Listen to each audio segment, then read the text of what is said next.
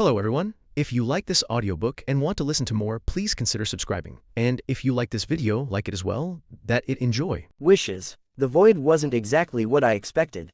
As a lifelong consumer of isekai light novels, anime, and enough fanfiction to worry a mental health professional, I had theories.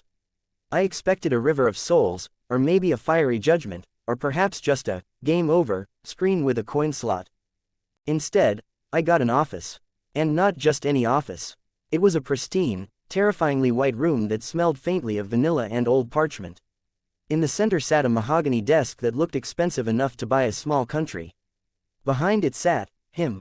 He was reading a file, looking over spectacles that perched on the bridge of a nose I had seen in a dozen blockbuster movies. He wore a white suit that radiated an aura of calm authority. He looked up, his eyes twinkling with a mixture of infinite wisdom and mild amusement. "Ah," he said. The voice was like warm molasses pouring over gravel. It was the voice that narrated penguins, prison breaks, and the dawn of creation. "You're awake. Good. We have much to discuss, son." I stared, I blinked, I pinched my spectral arm, which felt surprisingly solid. You're Morgan Freeman." He chuckled, a sound that made my soul vibrate. "I am what your mind can comprehend. If I appeared as a burning wheel of eyes and wings, you'd soil yourself, and we don't have janitors in the space between spaces. Your subconscious chose the face of authority, wisdom, and comfort. Hence, Morgan." "Right," I managed, my otaku brain already running a mile a minute. "Rob, this is an ROB scenario. Keep it cool, don't be cringe." "So, I'm dead, truckin'." "Vending machine," Morgan corrected gently, closing the file. It tipped. "You were trying to retrieve a bag of spicy chips. A tragic, yet oddly fitting end for a man of your specific hobbies." I felt a blush rise on my cheeks. It was a limited edition flavor. "So, what now? Heaven, hell, reincarnation as a slime?" Morgan leaned back, steepling his fingers. "Reincarnation, but not as a slime. I have a vacancy in a universe that desperately needs a course correction. A timeline that has grown stagnant and depressing. I need someone who knows the script but isn't afraid to improvise. Someone who doesn't take themselves too seriously." He pointed a finger at me. "I'm sending you to Westeros." The blood, or whatever spectral fluid filled my veins, ran cold. Westeros. Game of Thrones, Westeros. The place where the weddings are red, the zombies are ice cold, and good people exist solely to be traumatized and decapitated. "The very same. Hard pass," I said, crossing my arms. "Send me to Pokemon, or Harry Potter. I'll even take Naruto if I don't have to be a side character. But Westeros, that's a meat grinder. I like my head attached to my neck, thanks." Morgan smiled, and it was the smile of a man who held all the cards. "You don't have a choice in the destination, son. But you do have a choice in how you play the game. You're going as a Stark." I groaned. "Please tell me I'm not Bran. I don't want to be a tree wizard. Or Rob. I have a thing against crossbows." "Eddard," Morgan said, dropping the name like a judge's gavel. "You are to be Eddard Stark. The Quiet Wolf. The Lord of Winterfell." I gaped at him. "Ned, you want me to be Ned, honorable fool, Stark? The guy whose death literally kicks off the worst war in the continent's history? The guy played by Sean Bean? That is a death sentence. It's practically written in the laws of physics. Which is why," Morgan continued, ignoring my panic, "I am offering you a severance package. Compensation for the hazardous working conditions." My ears perked up. Here it comes. The cheat codes. 3 wishes, Morgan said, holding up 3 fingers. "Within reason. No, I want to be omnipotent. No, I want one-punch man power. No, I want the gates of Babylon. You are there to live, to struggle, and to change things. Not to play God. That's my job." I took a deep breath, pacing around the White Office. "Okay, Ned Stark, the North. The threats are White Walkers, Lannisters, Littlefinger, and the sheer incompetence of the South. I needed power. I needed infrastructure. I needed time." I stopped pacing and looked Morgan in the eye. "Okay, if I'm going to survive the Game of Thrones, I need to bring something to the table that Westeros has never seen. Something spiritual but martial. Something that fits the vibe but breaks the rules." "Go on," Morgan said, leaning forward. "Wish number 1, I announced, pointing a finger at the ceiling. "I want the Force. The whole package. Light side, dark side, universal aspects. Telekinesis, sensing danger, physical augmentation, mind tricks, lightning, if I need it. I want the potential of a Skywalker with the balance of a Grey Jedi. Morgan pursed his lips, humming thoughtfully. The Force, an elegant weapon for a more civilized age. A bit anachronistic for knights and dragons, isn't it? Is it? I countered. The North is all about the old gods. Mysterious powers, trees that see everything, a connection to nature. The Force fits perfectly. It's not magic like the Red Priests use, it's a connection to the life energy of the world. It's not overpowered in the sense that I can't wipe out an army with a wave. Jedi die to blaster fire all the time if they're overwhelmed. I can still be killed by a stray arrow or a shadow baby. But it gives me an edge in a duel and, more importantly, precognition. I need to know when Littlefinger is lying, which is always. Morgan nodded slowly. Fair points. The Force is adaptable. It is bound to life, and Westeros is teeming with it, despite the death. Granted, you shall have the sensitivity and the potential. But you will have to train it. You don't wake up lifting X-wings. I can work with that, I said. Then, a thought struck me. A lonely Jedi is just a wizard with a sword. But wait, this leads to a subclause of the wish. I need to be able to teach it. What good is being a general if my soldiers are just fodder? Can I awaken the Force in others? Can I make the Starks, Jedi? Morgan laughed, a deep, resonant belly laugh. The Jedi of Winterfell. I can see the fanfiction titles now. But yes, this is an interesting ripple. I will allow it, but not because you asked nicely. I will allow it because it fits the lore better than you think. How so? I asked, genuinely curious. The old gods, Morgan explained, his voice taking on that narrator quality again, explaining the secrets of the universe. What do you think the Greenseers tap into? What is the Weirwood net? It is a primitive, biological interface with the cosmic force. The first men had the potential in their blood. The Andals diluted it with their faith in the Seven. By bringing the Force back, you aren't introducing something new, son. You are reawakening the true heritage of the first men. The Starks have the blood of the kings of winter. The midichlorians, don't make that face, they're just biology, have been dormant. You will act as the catalyst. So, the Stark kids can be Padawans? I asked, grinning. Arya with the Force, she'll be terrifying. Arya with the Force is a nightmare I am willing to unleash upon the Freys, Morgan agreed with a twinkle in his eye. Granted, you can teach those with the aptitude, and the aptitude will be highest in the blood of the first men. I was about to move on to my second wish when a sudden, brilliant connection fired in my brain. It was the kind of galaxy brain realization that usually came at 3 a.m. while scrolling through wiki pages. Wait a second, I said, holding up a hand. The Force is about connection. Binding living things together, and the Starks are wargs. Skin changers. Morgan leaned back, intrigued. Go on. Warging is telepathy, I reasoned, pacing faster now. It's projecting consciousness into another being. That's essentially a Force technique. Beast control, bond, whatever you want to call it. So, if I have the Force, and I'm a Stark, does that mean the direwolves aren't just pets? Morgan smiled, a slow, knowing smile. You are connecting the dots.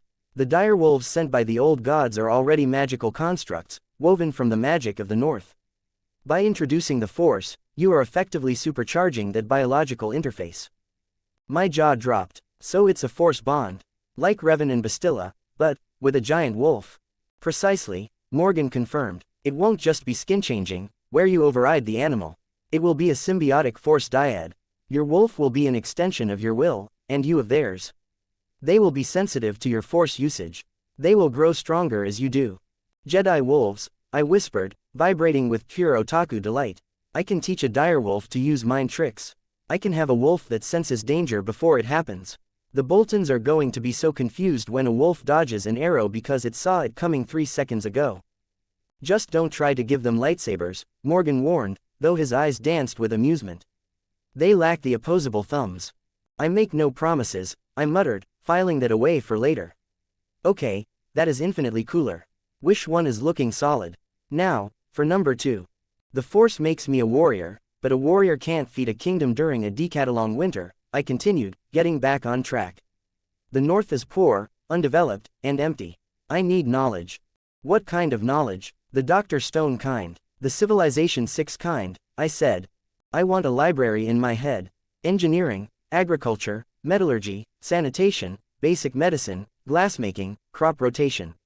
Everything needed to jumpstart an industrial revolution, or at least a high medieval agricultural revolution. I need to know how to build greenhouses that survive 50 degrees. I need to know how to make steel that doesn't shatter. I need to turn the North into an economic powerhouse so we can afford to fight the dead. Morgan nodded approvingly. Infrastructure. Very pragmatic. Most people ask for a dragon. You ask for crop rotation. Dragons eat sheep. Crop rotation makes more sheep. It's simple math, I quipped. Very well, Morgan said. You shall possess the wiki of civilization, as you would call it. It will be intuitive. You won't be a walking textbook, but when you look at a problem, like a freezing field or a rusted plow, the solution and the method to improve it will appear in your mind. However, knowing how to build a blast furnace and actually getting medieval peasants to build one are two different things. That leads to wish number 3, I said, rubbing my hands together. I'm an otaku. We are notoriously lazy, and I'm going into a body that needs to learn swordplay, politics, the force, and how to build a steam engine. I don't have enough hours in the day. Get to the point, Morgan said, checking a golden pocket watch that appeared out of nowhere. I want a multiplier, a learning and training booster. Let's say, 10x. If I swing a sword for an hour, my muscles and muscle memory gain the benefit of 10 hours. If I meditate on the force for a night, I gain a week's worth of focus. If I study a map, I memorize it instantly. It applies to my body's cultivation of the force and my physical stats. I want to become a powerhouse, but I want to earn it, just, faster. Morgan looked at me over his spectacles. 10x. That's pushing the, not overpowered, clause. Is it? I argued. The Night King has had thousands of years. The mountain is a genetic freak. Arthur Dane was a god with a sword. I'm starting late. I need to catch up. I'm not asking for instant mastery. I'm asking for efficiency. I still have to put in the work. It's just, high-yield investment. Morgan tapped his chin. You make a compelling case. The timeline is tight. Robert's Rebellion, the Greyjoy Rebellion, the Long Summer, you will need every second. Very well. The 10x multiplier is granted. Your body and mind will be a sponge for experience. He closed the file with a definitive thump.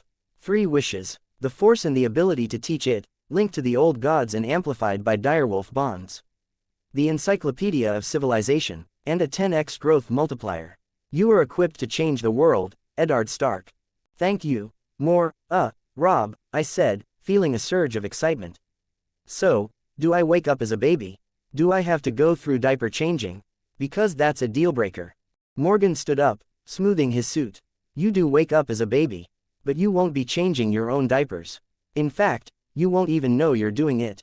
That is the condition. Condition? I asked warily. You will be reincarnated as the infant Eddard Stark, Morgan stated clearly. And you will be you. Me, yes. No dour, somber, quiet wolf, from the start. Your personality, your easygoing nature, your quirks. They will be the dominant traits. You won't be the stoic Stark history remembers, you'll be the Stark that laughs too much, sleeps in, and probably annoys John Arryn to no end. Sounds fun, I said. But what's the catch? The catch is the memory, Morgan said, tapping his temple. You will be you, but you won't remember why you are you. You won't remember Earth, anime, Star Wars, or this office. You will just be a naturally eccentric, oddly intelligent Stark boy who doesn't quite fit the grim northern mold. So I'm flying blind, I asked. Until the moment the mantle falls, Morgan confirmed. When you become the Lord of Winterfell. The trauma of your father and brother's deaths, that is the key. In that moment of grief and new responsibility, the dam breaks. Your memories of Earth and your granted powers will unlock. You will realize that your strange intuition was the Force, and your weird ideas were echoes of another world. It was a strange trade-off. To live a life as myself, but without the context of my own existence, until tragedy struck. But it meant I wouldn't be bored, and the North might get a lord who knew how to smile before the long night came. I accept, I said quietly. I'll take the burden. Morgan smiled, a genuine, warm expression that made everything feel like it was going to be all right. I know you will. That's why I picked you. You have a good heart, underneath all those layers of irony and pop culture. He stepped back, and the white room began to dissolve at the edges, turning into mist. One last piece of advice, Morgan said, his voice echoing as he began to fade. The Force is about balance. The North is about survival. Don't lose yourself in the power. And for God's sake. He paused, a mischievous glint in his eye. Try to keep your head. I laughed. I actually laughed. I'll try. Hey, Morgan. Yes. Do I get a cool catchphrase? Make your own, the voice boomed, now coming from everywhere and nowhere. Good luck, Lord Stark. Winter is coming. Make sure you're ready. The white room vanished. The smell of vanilla was replaced by the smell of cold stone and pine needles. And then, there was nothing but the long, dark dream, waiting for the fire to wake me up. 37 comments 0 vote. Wake up. If death was the great unknown, then waking up the morning after drinking half the Vale's supply of Arbor Gold with Robert Baratheon was the great regret for Eddard Stark. His head felt like a construction crew was renovating the inside of his skull with jackhammers. His mouth tasted like something had died in it, possibly a small rodent. He groaned, trying to bury his face into the pillow to escape the cruel, piercing ray of sunlight stabbing through the arrow loop of his guest chambers in the Eyrie. 5 more minutes, Mom, he mumbled into the linen. Then, he froze. Mom, his mother, Lara Stark, had died years ago. He remembered her vague scent, the warmth of her hands. Wait, no, he remembered Earth. He remembered electricity. He remembered the internet. He remembered arguing on forums about whether a lightsaber could cut through Superman's chest. He remembered the White Room. He remembered Morgan Freeman. When the mantle falls, the dam breaks. The pain in his head wasn't just a hangover anymore. It was the metaphysical equivalent of a zip file extracting 20 years of repressed memories and cosmic cheat codes into a biological brain all at once. Ned sat up, gasping as the vertigo hit. It was real. All of it. The truck, the void, the wishes. He was him. He was Eddard Stark, second son of Winterfell, but he was also the guy who once spent 3 weeks optimizing a wheat farm in Minecraft. The memories of the last 20 years as Ned swirled and mixed with the memories of his old life. He remembered fostering here in the Eyrie. He remembered the laughing games with Robert. He remembered the crushing, suffocating weight that had landed on his shoulders last night. The raven, the death of his father and brother, the demand for their heads. The grief hit him like a physical blow to the gut. It was fresh, raw, and agonizing. But alongside the grief, a cold, sharp clarity cut through the fog. This is the catalyst. This is where the story begins. His throat felt like sandpaper. He needed water. He turned to the bedside table. There was a pitcher there. Okay, he croaked, staring at the pewter vessel. Time to test the merchandise. He took a deep breath, extended his hand, and narrowed his eyes. He reached out with his feelings, trying to tap into the mystic energy field that binds the galaxy together. He visualized the pitcher sliding across the wood and into his grasp. Move. Nothing happened. He strained harder, furrowing his brow until his headache spiked. Come to me. The pitcher remained stubbornly stationary, obeying only the laws of gravity and friction. Right, he muttered, dropping his hand. No cheat codes on startup. Level 1. Got it. He leaned over and grabbed the pitcher with his actual hand. It was heavy, cold, and entirely mundane. He drank greedily, the cool water soothing his throat, but his mind was racing. Morgan hadn't given him powers, he had given him potential. He had the midichlorians or whatever the Westerosi equivalent was, and he had the 10x growth multiplier, but right now, he was just a hungover guy in a medieval castle. He had to work for it. He swung his legs out of bed and stood up. The floor was freezing stone, biting into his bare feet. He rubbed his temples, willing the headache to subside. The knowledge he had asked for was there, though. He looked at the drafty window and immediately knew how to construct a double-paned glass insulation system using sand, ash, and a specific heating process. Useful, but it wouldn't stop a sword. He walked to the heavy oak door and pulled it open. A young servant boy was passing by, carrying a bundle of linens. He jumped when he saw the Stark Lord. "MMY Lord," he squeaked. "I didn't know you were awake." "Hot water," Ned croaked. His voice sounded deeper than he remembered. "I need a bath. Hot enough to boil a lobster. And bring fresh clothes." The boy nodded frantically and scampered off. 20 minutes later, Ned was submerged in a wooden tub filled with steaming water. It was glorious, though the soap was essentially a block of animal fat and ash that smelled faintly of lavender. He made a mental note to improve soap production later. The chemistry was simple enough, but for now, he just focused on scrubbing the medieval grime off. He looked at his arms. Lean, corded with muscle from years of sparring, but nothing supernatural. He squeezed the wet rag. It felt like squeezing a rag. 10x multiplier, he whispered to the steam. That means every push-up is 10. Every hour of meditation is 10. I need to start training. Immediately. He washed quickly. Drying off, he dressed in the clothes the servant had laid out, a gray doublet, heavy wool breeches, and leather boots. Everything felt heavy, textured. Reality was high definition. He caught his reflection in a polished bronze mirror. Long face, dark hair, gray eyes that looked far too old for a man of 20. And then, the other memory hit him. The one that wasn't strictly his, yet felt more real than the stone under his feet. The Tower of Joy, the bed of blood and roses. Promise me, Ned. Lyanna, his sister wasn't just kidnapped.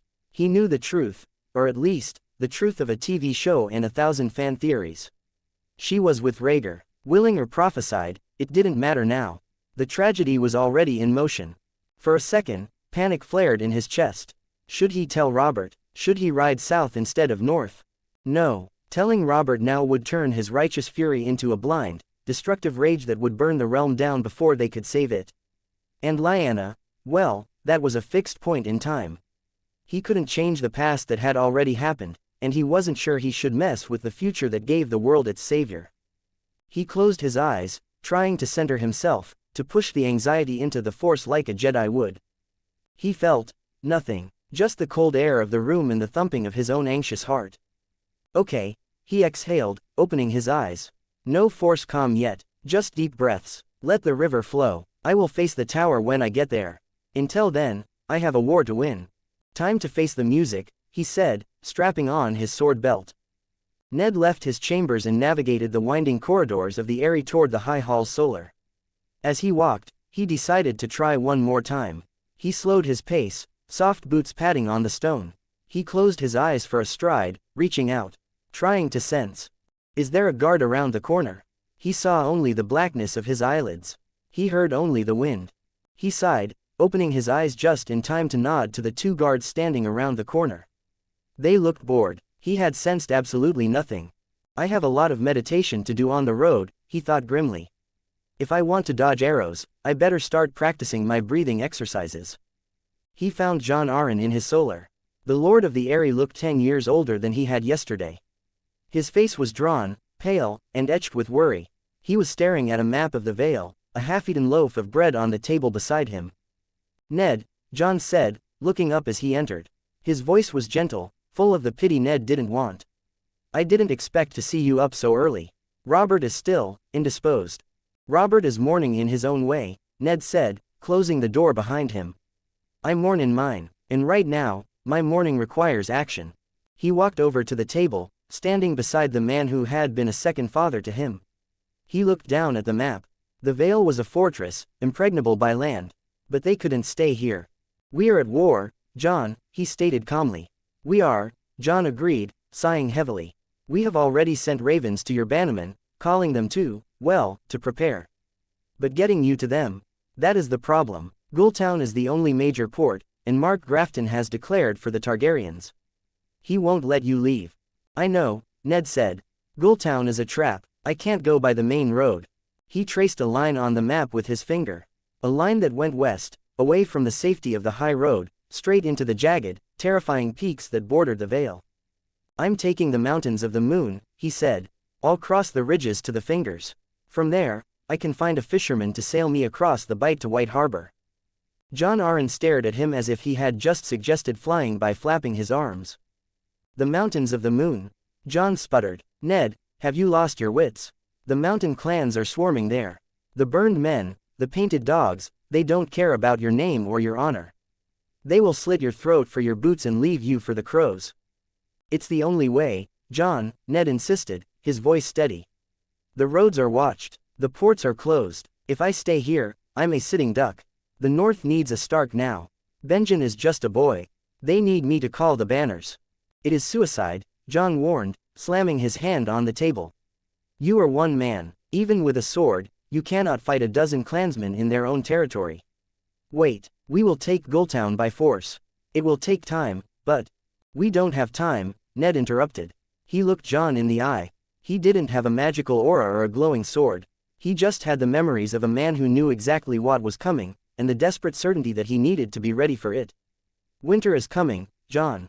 And so is Aerys's army. I have to reach Winterfell. He gripped the hilt of his sword. It felt heavy in his hand, a reminder that he was mortal.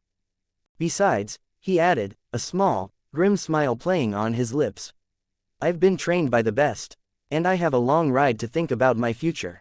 Jon looked at him for a long moment, searching for the shy, quiet boy he had fostered. He didn't find him. Instead, he found a man who looked ready to walk through hell and complain about the heating bill. You have the Stark stubbornness, Jon muttered, shaking his head. Very well. If you are determined to die, I cannot stop you. But take care, Ned. For all our sakes. I will, Ned promised. I'll see you on the Trident, Jon. He turned to leave, his mind already racing through alpine survival techniques and scanning the memories of maps he had studied in another life. The mountains of the moon were dangerous. He was one man, with no powers yet, just a head full of knowledge and a body that learned fast. Time to grind, he thought, stepping out into the cold corridor. Tutorial starts now. 17 comments 0 vote. The wolf packs. The walk back to his guest chambers felt longer than the climb up the giant's lance. The adrenaline of the meeting with Jon Arryn was fading, replaced by the cold, hard reality of logistics. Ned pushed open the door to his room and stood there for a moment, staring at the trappings of a high lord. Silk tunics, velvet doublets, and a cloak embroidered with silver thread. Beautiful things, useless things. He kicked the door shut. Right, time to strip the Stark. Before he called for aid, he paused. The room was silent, save for the whistling of the wind. If I have the potential, he thought, I should be able to feel life. He closed his eyes, steadying his breathing.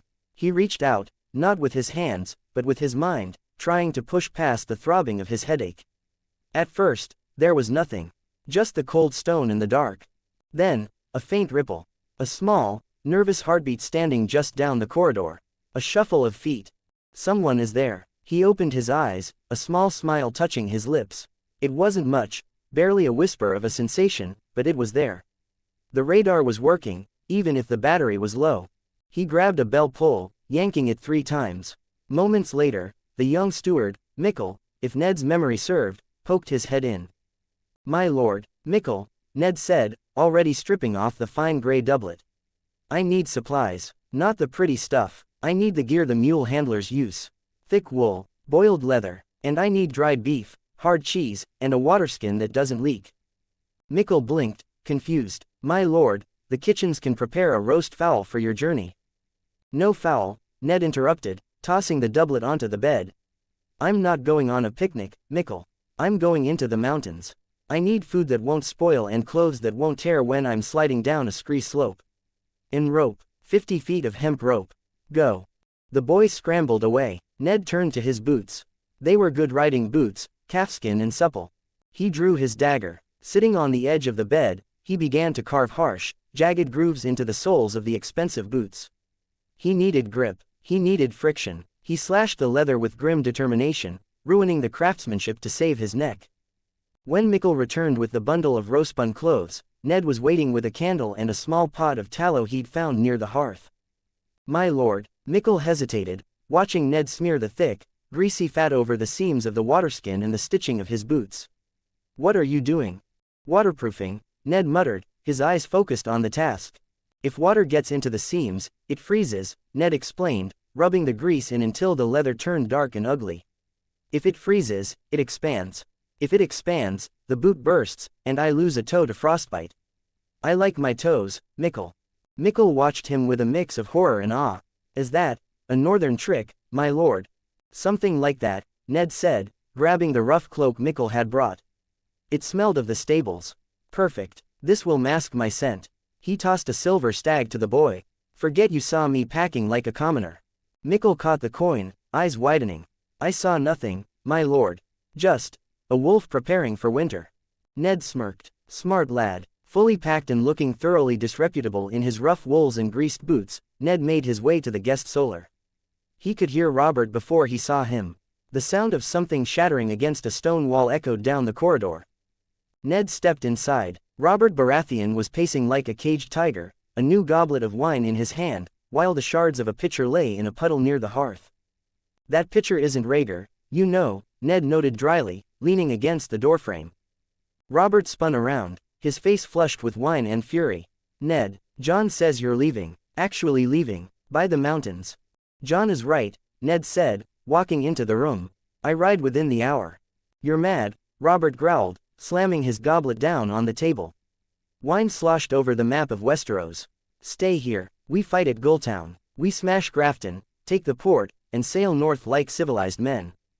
Gulltown could take a month to fall, Robert, Ned countered, ignoring the mess. A month we don't have.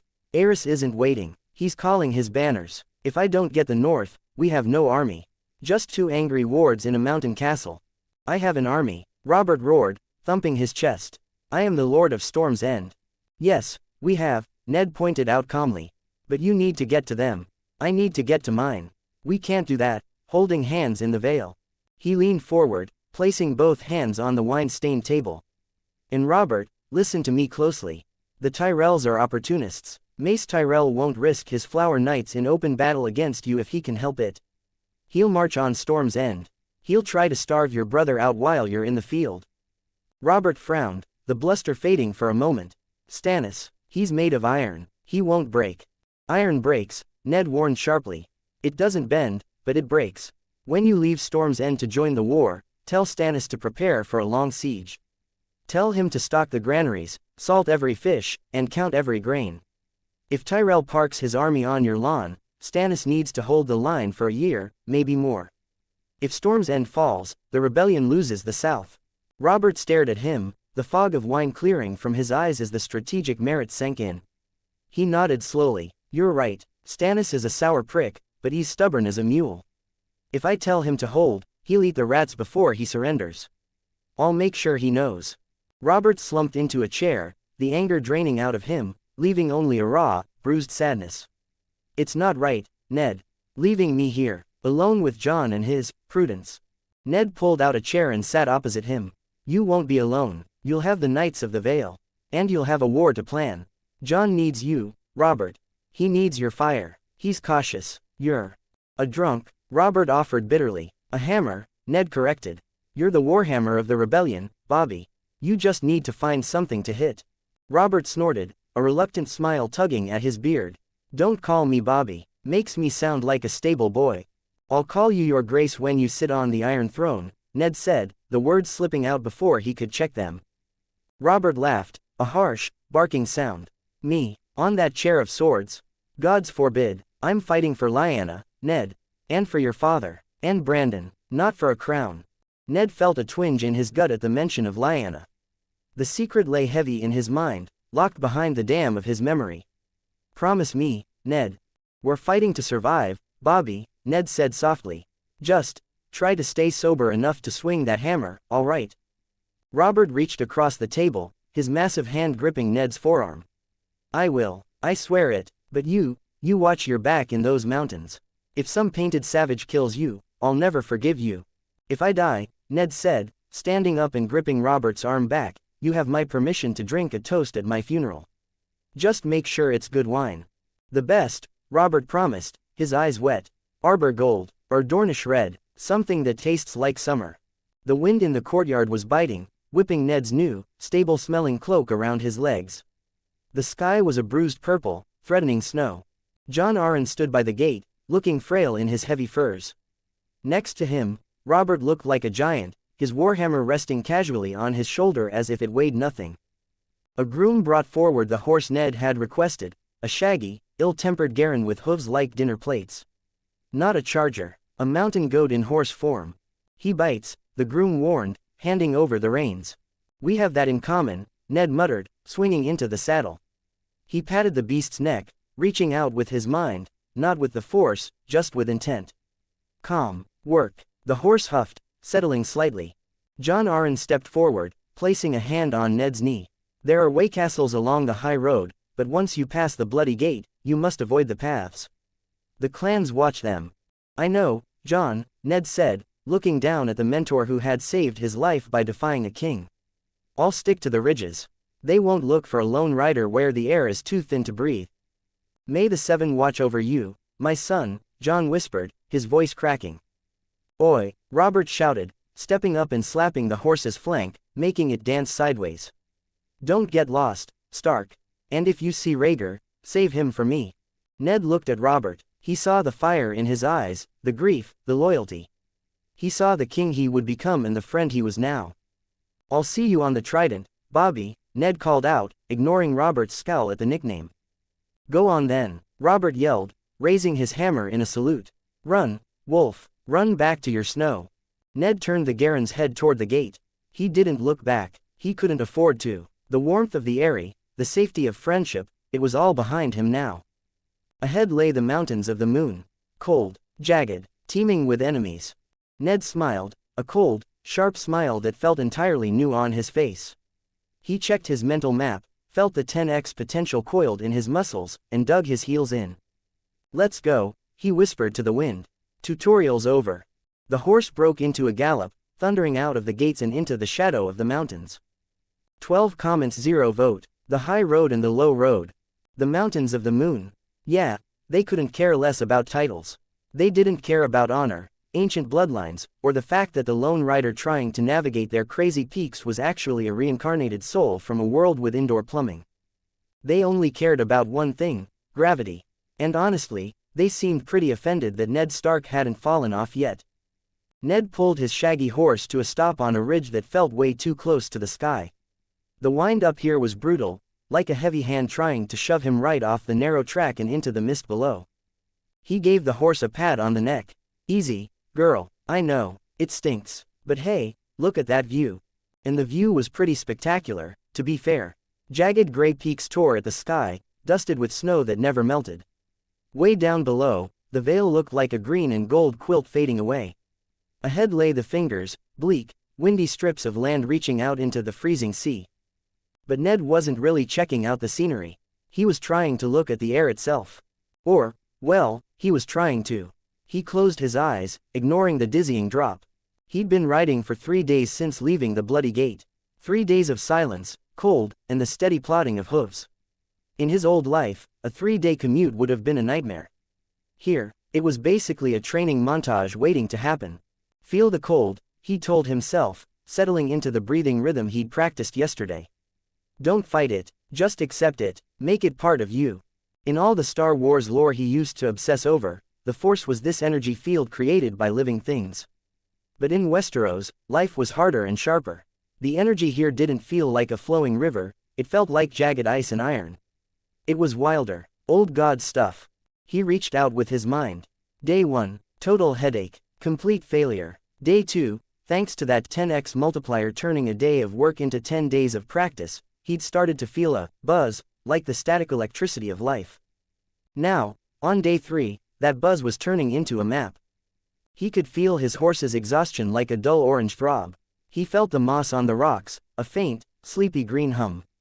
And miles up, he felt the sharp, scary spike of a shadowcat on the hunt. Senses. Better, Ned noted. Telekinesis. Still pretty useless. He opened his eyes and looked at a fist-sized rock on his saddlebag. He focused on it hard. Lift, float, do the thing. The rock shook a little. It wobbled like it was drunk, lifted maybe a millimeter, and then flopped back down. Pathetic, Ned muttered. Yoda would be so disappointed. But deep down, he was grinning. A millimeter was progress. With the multiplier, that millimeter would be an inch by tomorrow, and he'd be throwing stuff by next week. He wasn't a Jedi Master yet, barely a rookie, but he was learning fast. Come on, he urged the horse. We're losing daylight. The attack happened at twilight, in a narrow spot called the gullet. Ned had sensed it coming for 10 minutes.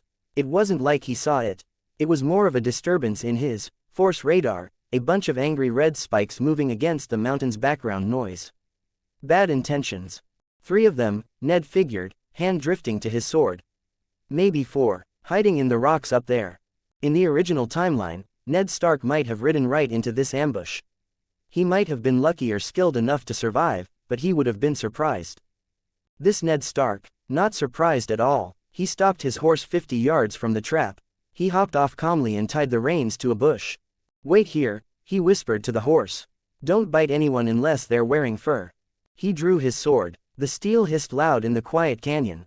You guys can come out, Ned shouted, his voice bouncing off the walls.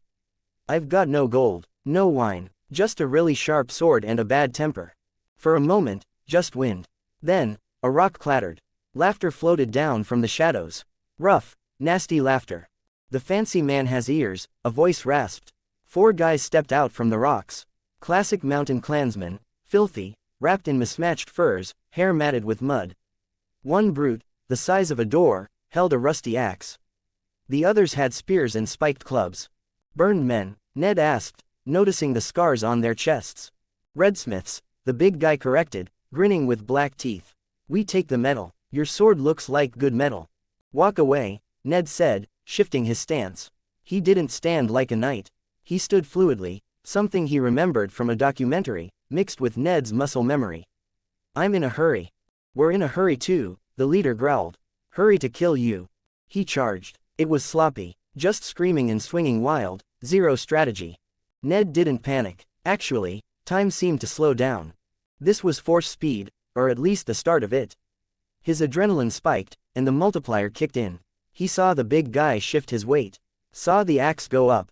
Saw exactly where it was coming down. Too slow. Ned stepped forward, not back. He pushed the force into his legs, a burst of physical boost. Whoosh. He moved faster than a guy in heavy wool should be able to. He ducked under the axe, feeling the wind of it ruffle his hair. As he passed, he slashed his sword across the guy's legs. The leader screamed and dropped, legs useless. The other 3 froze. This wasn't how it was supposed to go. The fancy lord was supposed to be scared. Who's next? Ned asked, spinning around. The 3 looked at each other, then rushed him all at once. Spear from the left, club from the right, spear from the center. Danger. Left. The force screamed the warning before Ned even saw the spear. He twisted his body weirdly, and the spear tip tore his cloak but missed his skin. He grabbed the spear shaft with his free hand. Grip. He didn't just hold it. He pulled with the strength of 10 men. The clansman holding it went flying toward Ned. Ned met him with a punch to the face that crunched bone. 2 down. The club guy swung for Ned's head. Ned blocked it, steel clashing on iron. The hit was heavy, shaking Ned's arm. Boost strength. Ned gritted his teeth and pushed back. He poured his will into his arms. He felt the burn, the surge of power. He shoved the guy back, staggering him, then followed up with a kick to the chest. The kick hit like a mule. The man flew back, hit the canyon wall with a thud, and slid down, out cold. The last guy, the one with the second spear, dropped his weapon. He looked at his buddies, then at Ned, whose eyes were wide and maybe a little crazy. Demon. The man shrieked, scrambling up the slope. Demon. Ned watched him go. He could have chased him, but he was tired. That burst of speed had drained him. He let out a long breath, steam puffing in the freezing air. He looked at his hands. Shaking a little. Okay, he whispered. That worked. That definitely worked. He wiped his sword on the dead guy's furs. The old Ned would have been sad about killing. The new Ned knew this was just the start. He walked back to his horse. The Garen looked at him, totally unimpressed. See, Ned told the horse as he climbed back on, wincing at his sore legs. Told you I'd handle it. Ned rode for another hour before finding a spot to camp. The moon was bright, casting sharp shadows on the snow. He was unrolling his bedroll when the hair on his neck stood up. Not a clansman. This didn't feel like angry human spikes. This was smooth, cold intent. A predator. Ned froze. Slowly, he turned his head. Perched on a rock 20 feet up was a shadowcat. A huge, scary beast, black fur, white stripes, glowing eyes. It was massive, easily the size of a pony. A normal guy would draw a sword. A stupid guy would run. Ned did neither. Warging, he thought. Starks have the blood. The force boosts connection. Let's test the theory. He turned fully toward the beast. He lowered his mental walls and let his aura flare out. He didn't try to control the cat. He wasn't strong enough. Instead, he sent an image. A wolf. A direwolf. Giant, gray, and ancient. The boss of the north. He locked eyes with the cat. He poured his will into that look, channeling the cold authority of Winterfell and the raw energy of the force. I'm not a snack, Ned whispered, his voice sounding strange and deep. The shadowcat hissed, showing huge fangs. It flattened its ears. For a second, the air crackled with tension. The beast pushed against Ned's mind, hunger and instinct, but Ned held firm. Back down. The cat stared for a sec, totally confused. Why did this prey feel like a hunter? Then, with a grumpy growl, it broke eye contact. It turned and vanished into the shadows like smoke. Ned let out a breath he'd been holding forever. He slumped against the rock, sweat freezing on his forehead. Okay, he panted. Note to self, warging works. Also, terrifying. The next 2 days were a grind. The wiki of civilization was a lifesaver. When it got freezing, Ned found a recessed overhang. He found pine knots that burned even when wet. He built a wall of stones to reflect the heat. He sat by his little fire, melting snow in his helmet to drink. Meditation time. He sat cross-legged. He held a pinecone in his hand. Lift. He focused. He remembered the fight, the surge, the connection. The pinecone hovered. An inch. 2 inches. It spun slowly. Ned laughed quietly. It was a parlor trick, really. But here, it was magic. I can do this, he whispered. I can actually do this. He spent the night practicing. Pushing the pinecone into the fire. Pulling a stick out. Sensing. Around the camp. By morning, he was wrecked, but his mind felt sharper. The multiplier was doing its job. Every hour was worth 10. The last obstacle before the fingers wasn't a guy. It was the mountain. A landslide had wiped out the path. There was a 50-foot gap of crumbling rock dropping into a river gorge way down below. Ned stood at the edge, looking down. The wind howled. Well, Ned said, that's a problem. He looked at the horse. The horse looked back like, absolutely not. I can't leave you, Ned muttered. I need the speed later. There was a tiny ledge, maybe 2 feet wide, above the slide. Slippery, icy, and scary. Ned, chance with the force. He closed his eyes. He reached out to the mountain. Felt the rock, felt the ice. He took a deep breath. Balance. He took the bags off the horse to make it lighter. He wrapped the horse's hooves with strips of cloth for grip. Then, he grabbed the bridle. Listen, he said, staring into the horse's eyes. He didn't just speak, he projected. He poured his mental strength into the animal's brain. Safe, trust, follow. The horse stopped shaking. Come, Ned said. He stepped onto the ledge. The wind tried to push him off. He planted his feet. He walked. The horse followed. Every step was a gamble. A pebble fell over the edge, taking forever to hit the water. Ned didn't look down. He kept his mind wrapped around the horse. Step, step, step. The horse slipped. Its back leg went over. The animal panicked, dragging backward. No, Ned roared. He couldn't pull with his arms. He wasn't strong enough. He pulled with the force. He threw his hand out and screamed a command in his head. Up. It wasn't clean. It was a burst of desperate energy. It slammed into the horse like a shove. The horse scrambled and found footing. They stumbled onto solid ground. Ned collapsed in the snow, gasping. His nose was bleeding. His head pounded. He looked back. The gap was empty. They made it. The horse nudged him, snorting. Ned wiped the blood from his lip and chuckled weakly. You're welcome, he wheezed. 2 days later, the mountains finally gave up. The peaks turned into rolling hills. The smell of pine changed to the salty sea. The fingers. Ned saw the shivering sea, gray and angry, crashing against the rocks. It was bleak and desolate. And it was the most beautiful thing he'd ever seen. He rode into a fishing village, just a few stone huts smelling of fish guts. People stared. He must have looked like a wildling king, shaggy beard, messy boots, torn cloak, crazy eyes. He stopped at a hut where an old man was fixing a net. I need a boat, Ned rasped. Voice all hoarse. The old man looked him over. Boats are for fishing. Storm coming. No sailing today. Ned hopped off. He walked up to the guy. Didn't draw his sword, just stood tall and let that, I've cheated death, vibe wash over the villager. I am Eddard Stark, Lord of Winterfell, Ned said quietly. And I'm going home. You're taking me across the bight, old man. I'll pay you enough for a new boat. Or.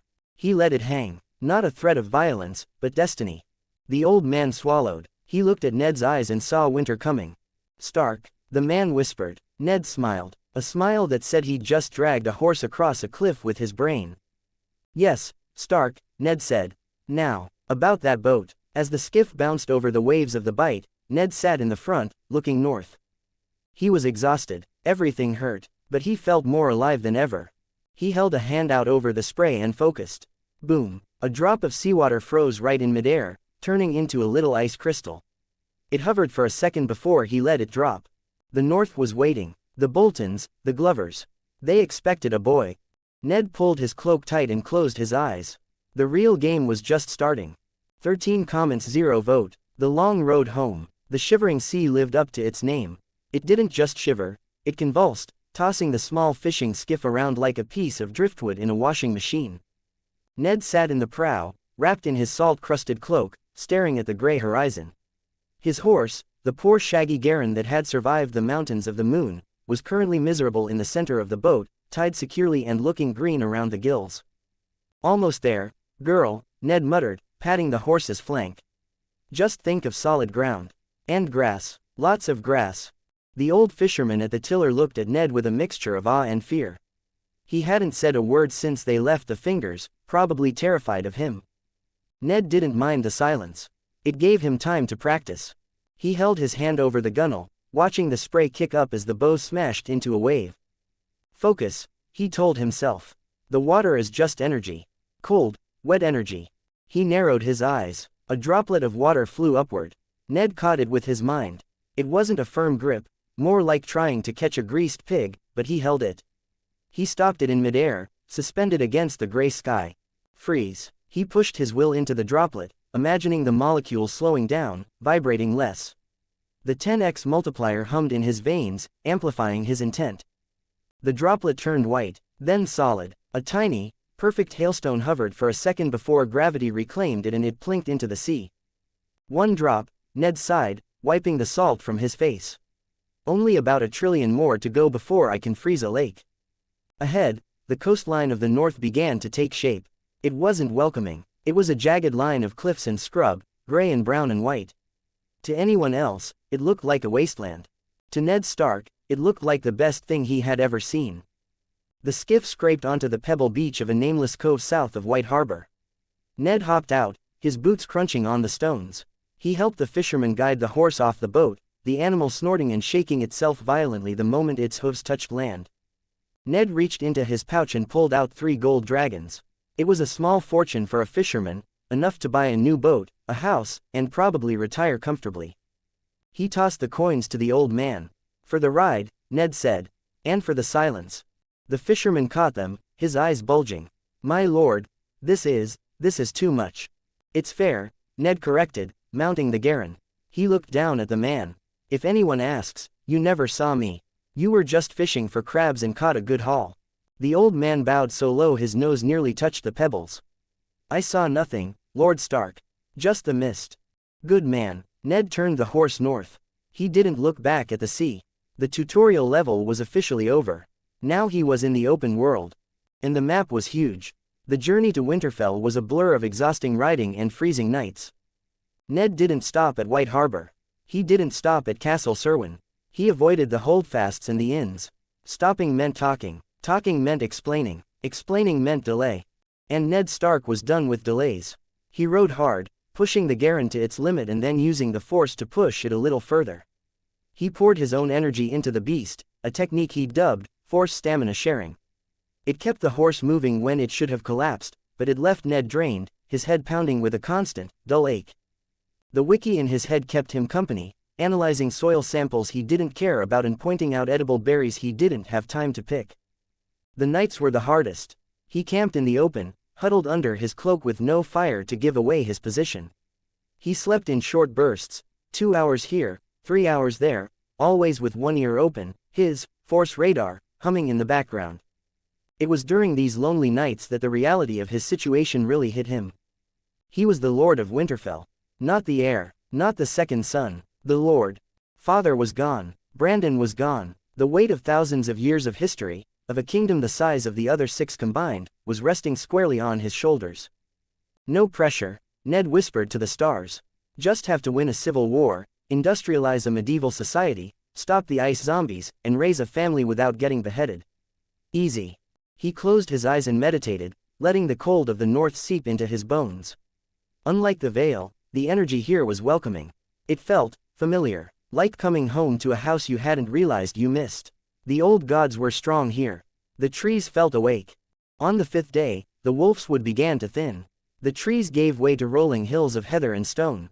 And there, in the distance, rising like a granite fist from the earth, was Winterfell. It was massive. 2 huge walls of gray granite, towers that scraped the sky, steam rising from the hot springs that ran through the walls like veins.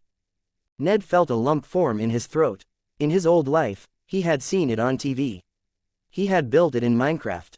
He had read about it in books. But seeing it, feeling it, it was overwhelming. He spurred the exhausted horse into a final canter. As he approached the hunter's gate, the guards on duty stiffened. They saw a lone rider, covered in mud, riding a horse that looked half dead, wearing a cloak that looked like it had been chewed by rats. "Halt!" one of the guards shouted, lowering a spear. "State your business. No beggars allowed." Ned didn't slow down, he just pulled back his hood. "Open the gate, Jory," Ned rasped, his voice rough from days of silence. The guard blinked, he squinted, then, his face went pale. "Lord Eddard," Jory Castle stammered, nearly dropping his spear. "Open the gate, it's Lord Stark, he's back." The heavy timber gates groaned open. Ned rode through, the hooves of his horse clattering loudly on the courtyard stones. Life in the castle seemed to freeze. Servants stopped carrying baskets, soldiers stopped sparring, stableboys dropped their buckets, everyone turned to stare at the ghost who had ridden in from the south. In the center of the courtyard, two men were sparring. One was an older man with distinct mutton chop whiskers, Sir Roderick Castle. The other was a boy, lean and long-faced, moving with the quick, nervous energy of a pup. "Benjen." Ned brought his horse to a halt and slid out of the saddle. His legs felt like jelly. He stumbled slightly, catching himself on the horse's flank. "Ned." Benjen dropped his training sword. He stood there, frozen, his gray eyes wide with disbelief. He looked so young. Just a kid, really. A kid who had lost his father and his brother in the span of a single raven scroll. "I'm home, Ben," Ned said softly. Benjen broke. He ran across the courtyard, ignoring decorum, ignoring the mud, and slammed into Ned with a hug that nearly knocked the wind out of him. "You're alive," Benjen sobbed into his shoulder. "They said, the raven said Eyrie wanted your head. We thought." "I'm keeping my head," Ned said, hugging his brother back tightly. He felt the grief rolling off Benjen in waves, a dark, suffocating cloud in the force. Ned pushed back against it, projecting warmth, projecting stability. "I am here. We are the pack." "I'm here," Ned repeated. Sir Roderick approached, sheathing his sword. The old knight looked relieved, though he kept his composure better than Benjen. "My lord," Roderick said, bowing his head. "We had feared the worst. The North is restless." "The North remembers," Ned said, releasing Benjen but keeping a hand on the boy's shoulder. "And so do I." He looked around the courtyard. He saw the fear in the eyes of the servants. They needed reassurance. They needed a lord. "Roderick," Ned commanded, his voice gaining strength. "Have the maester send ravens to every holdfast. Tell them the wolf is home." "At once, my lord," Roderick said, a fierce grin breaking through his whiskers. Ned turned to a stableboy who was staring at him with his mouth open. "You, take my horse, oats, warm mash, and a thorough brushing. Treat her like a princess. She saved my life." "Yes, my lord," the boy squeaked, rushing to grab the reins. Ned looked at Benjen, who was wiping his eyes, trying to look brave. "Ben," Ned said gently. "I need an hour. I smell like a goat and I think I have moss growing in my boots. I need a bath, food, and a bed that doesn't move." "Of course," Benjen nodded, sniffing. "I'll have the kitchens prepare a feast." "No feast," Ned cut in. "Just food. In my room. We'll talk tonight, when my head stops spinning." The great keep of Winterfell was warm. That was the first thing Ned noticed. The walls were piped with hot water from the springs, radiating a gentle, constant heat that defied the northern chill. The bath was heaven. It wasn't just hot water, it was Winterfell water. It smelled of earth and iron. Ned scrubbed the grime of the mountains and the road from his skin, watching the water turn gray. He leaned his head back against the wooden tub and closed his eyes. He was safe. For now. The 10x multiplier had been working overtime on his ride. His body, though exhausted, felt denser. Harder. He could feel the muscle fibers repairing themselves at an accelerated rate. His mind, usually a chaotic storm of modern thoughts and ancient memories, felt organized. He ate the meal the servants brought, roast beef, turnips swimming in butter, and dark beer, with the voracious appetite of a starving wolf. He didn't even bother with cutlery for the bread, he just tore it apart. Then, he collapsed onto the bed. It was a feather bed. It was soft. It smelled of lavender and clean linen. He was asleep before his head hit the pillow. He woke up to darkness. For a second, panic flared. Where am I? The mountains. The boat. Before the warmth of the room and the smell of the hot springs grounded him. Winterfell. Home. He sat up, rubbing his face. He felt rested, incredibly rested. Multiplier, he thought, 10 hours of recovery in, what? 1 hour of sleep. He checked the candle mark. He had slept for 4 hours. So, effectively, he'd just had a 40-hour coma. He felt fantastic. He dressed in fresh clothes, simple Stark wools, black and gray. He didn't need the silk anymore. He strapped his sword belt on, feeling the familiar weight. He found Benjen in the family dining hall. It was a smaller, more intimate room than the Great Hall. A fire crackled in the hearth, casting long, dancing shadows on the stone walls. Benjen was sitting at the table, picking at a plate of chicken. He looked up when Ned entered, relief washing over his face again. "I thought you might sleep for a week," Benjen said, managing a small smile. "I slept enough," Ned said, pulling out a chair and picking up a piece of bread. "Now, we need to talk about the war." Benjen leaned forward, his eyes eager, the firelight catching the youthful hope in his face. "I've been drilling the garrison. We have 5,000 men ready to march within the week. I was thinking I could lead the vanguard, or maybe ride on your flank."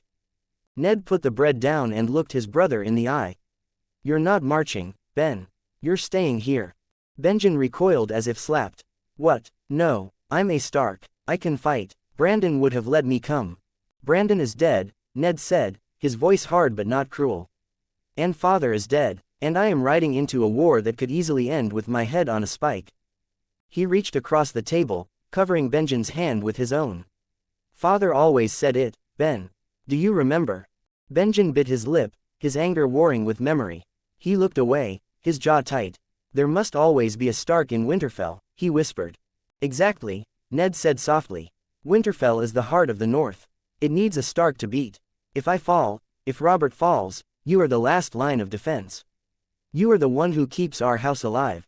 You cannot risk yourself on a southern battlefield." Benjen looked down at the table, his knuckles white. He hated it. Ned could feel the frustration radiating off him, sharp, jagged spikes in the force. But beneath the anger, there was duty. The iron core of their upbringing. "It feels like hiding," Benjen muttered. "It's not hiding," Ned corrected, squeezing his hand. "It's holding the line. It's the hardest job of all, Ben. Waiting, ruling. If I die, you are the Stark. You keep the blood alive. Can you do that?" Benjen took a shaky breath, then looked up, his gray eyes clear. He nodded. "I'll stay. I'll hold the fort, I promise." "Good lad," Ned smiled, releasing his hand. "Now, finish your chicken. I have a date with the Godswood." After dinner, Benjen went to inspect the night watch, and Ned walked alone to the Godswood. The ancient forest was silent, save for the wind rustling the red leaves of the weirwood tree. The air here was thick with power, heavy, ancient, and watchful. Ned sat before the heart tree, the carved face weeping red sap. He placed his hands on his knees and closed his eyes. Multiplier active, he reached out. Here, in the heart of the North, the force didn't just trickle, it surged. He felt the roots deep in the earth, the sap flowing like blood, the connection to every living thing in the castle. He lifted a hand, a fallen leaf twitched, then another, then a dozen. They rose into the air, swirling around him in a slow, controlled vortex. "Okay," Ned whispered, opening his eyes to watch the leaves dance. "Now we're getting somewhere." 17 comments 0 vote. The awakening of the North. Winterfell didn't just wake up, it roared to life. For the first few days after Ned's return, the castle had been holding its breath, waiting for the other shoe to drop. But once the ravens flew and the riders were dispatched, the silence was shattered. The Great Keep became a hive of activity that would have made a chaotic RTS game look organized. The First Lords started trickling in within 3 days.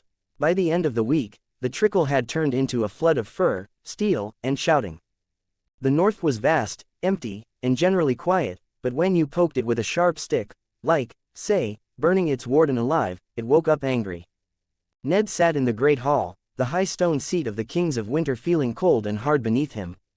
"Lord Rickard Karstark," the herald announced, his voice cracking slightly under the pressure. The Lord of Karhold strode in. He was a gaunt man with a beard like a wire brush and eyes that looked like flint. He wore a cloak made from the pelt of a shadowcat. Karstark stopped before the dais. He didn't bow immediately. He looked Ned up and down, searching for the boy he remembered. "They say Eyrie burned your father," Karstark rumbled, his voice echoing off the rafters. "They say he strangled Brandon. And they say you rode through the mountains alone to call us. They say true, Lord Rickard, Ned replied.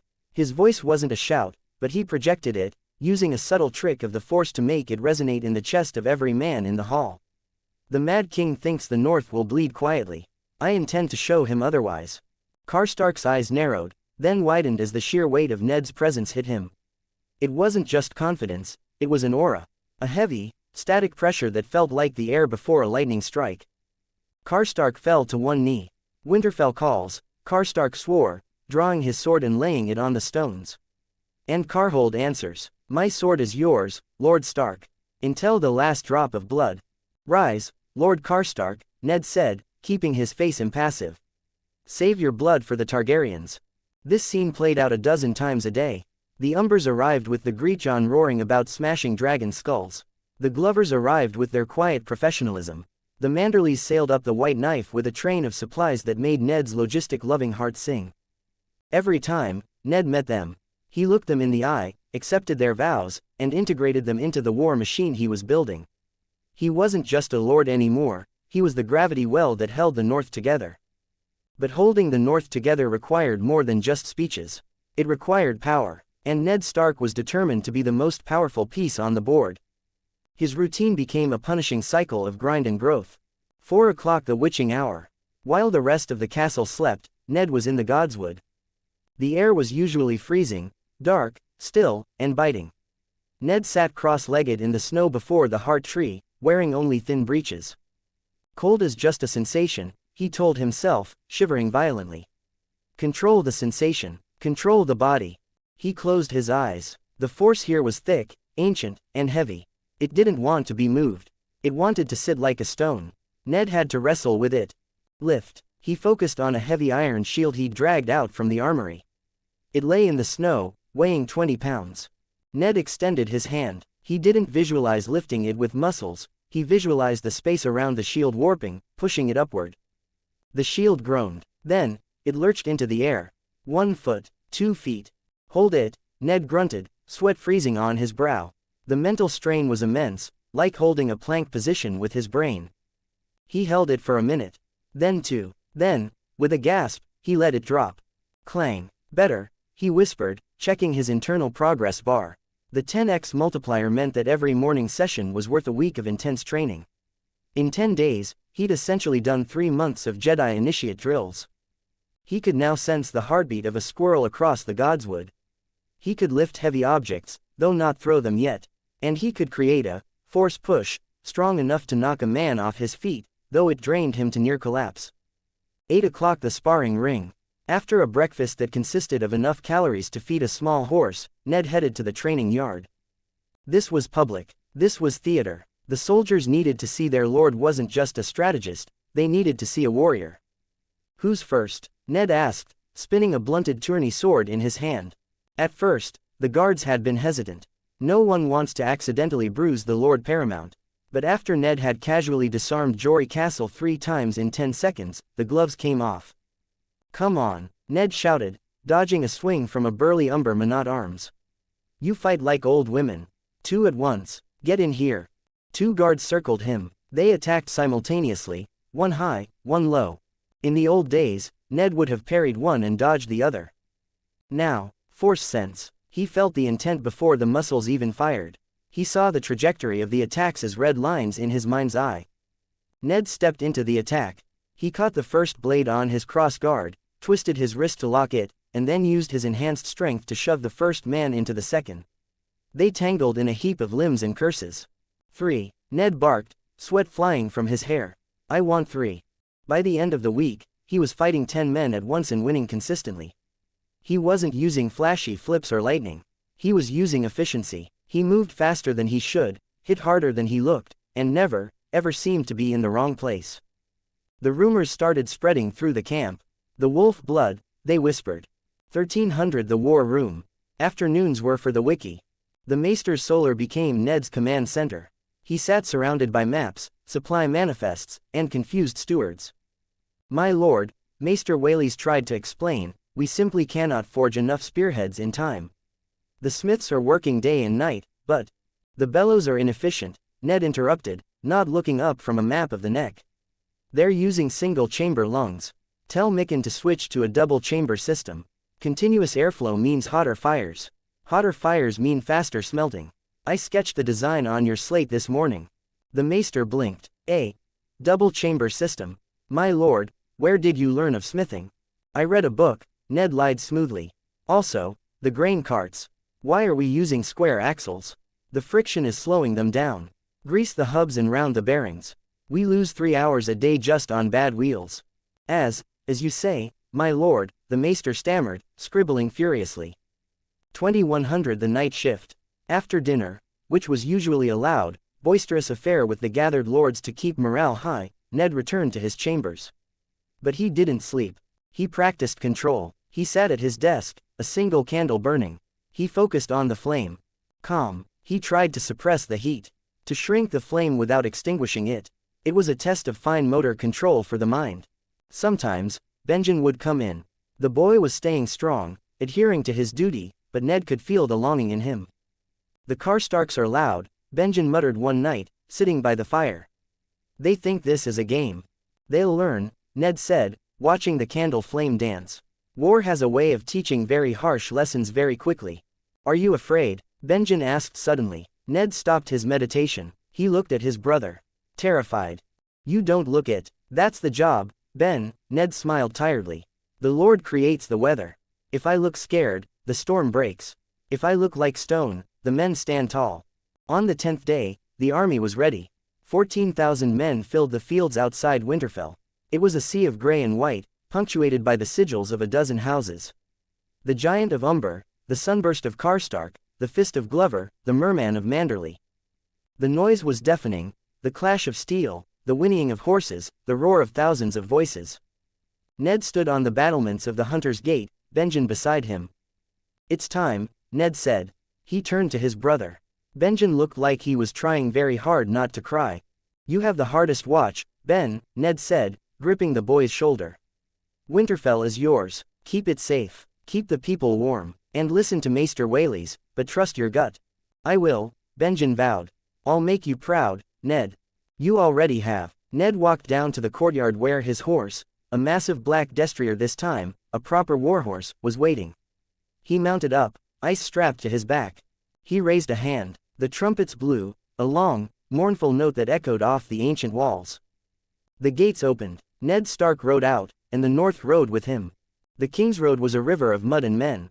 The march south was a logistical nightmare that Ned managed with the obsession of a grand strategy gamer. He enforced discipline strictly. No looting, no straggling. Camp sanitation was mandatory. 3 days south of Winterfell, near the Castle Serwyn, they saw the banners of the Dreadfort. The Boltons had arrived. Roose Bolton rode at the head of his column. He was a pale man, his face smooth and unlined, his eyes the color of dirty ice. He wore armor of pink enamel that looked uncomfortably like flayed muscle. Ned rode to meet him, surrounded by the Greatjon and Rickard Karstark. Lord Stark, Roose said. His voice was incredibly soft, forcing you to lean in to hear it. It was a power move. The Dreadfort is yours. Ned looked at him. Force sense. Active. Most men gave off a buzz in the force, emotions, heat, life. The Greatjon was a roaring bonfire of aggression and loyalty. Karstark was a jagged rock of pride. Roose Bolton felt like nothing. It was like looking into a void. A cold, empty silence where a soul should be. It made the hair on Ned's arms stand up. The man was a sociopath, a creature of pure calculation. Lord Bolton, Ned replied, his voice equally cool. Your men are welcome. Take the rearguard. It was a slight, and Roose knew it. The rearguard was for stragglers and supply trains. The glory was in the vanguard. As you command, my lord, Roose said, his expression not changing by a millimeter. But Ned felt a tiny, sharp flicker in the force. A needle of malice. I see you, Ned thought. And I'm watching. Keep an eye on him, Ned muttered to the Greatjon as they rode away. The Leech Lord, Greatjon spat. I'll keep a boot on his neck if you like. Just an eye for now, Ned said. We need his men. The march continued. They gathered the Hornwoods, the Serwyns, the Tallhearts. The army swelled like a snowball rolling down a hill. By the time the ancient towers of Moat Cailin rose from the mists of the neck, Ned commanded nearly 20,000 men. Moat Cailin was a ruin, broken and sinking into the swamp, but it was the most formidable choke point in Westeros. 3 towers remained of the original 20, looking like rotted teeth jutting from the black bog. Ned rode up to the gatehouse tower. The air here was thick with humidity and the smell of decay. "Camp here," Ned ordered, his voice cutting through the humid air. "Umber, take the drunkard's tower. Karstark, the children's tower. Bolton, you hold the causeway." He dismounted and walked to the edge of the causeway, looking south. The neck stretched out before him, a labyrinth of swamps and lizard lions. Beyond that lay the Riverlands. Beyond that, the Trident. And beyond that, the Iron Throne. Ned placed his hand on the mossy stone of the ancient fortress. He closed his eyes. He could feel the ghosts here. Thousands of years of Andal invaders who had broken themselves against the north. The moat was soaked in blood and magic. He breathed it in. Multiplier check. His connection to the Force was stronger than ever. The constant practice, the leadership, the sheer will required to move an army, it was all fueling his growth. He wasn't just a man anymore. He was becoming something else. A symbol, a force of nature. "My lord," it was Jory. He held a scroll in his hand. A raven had found them on the march. "From the Eyrie," Jory said, handing it over. Ned broke the seal. He read it quickly. "John Arryn has secured Gulltown. Robert sails for Storm's End. The Vale is secured." Ned exhaled, a cloud of white in the damp air. "Good. The board is set." He looked at the second part of the message.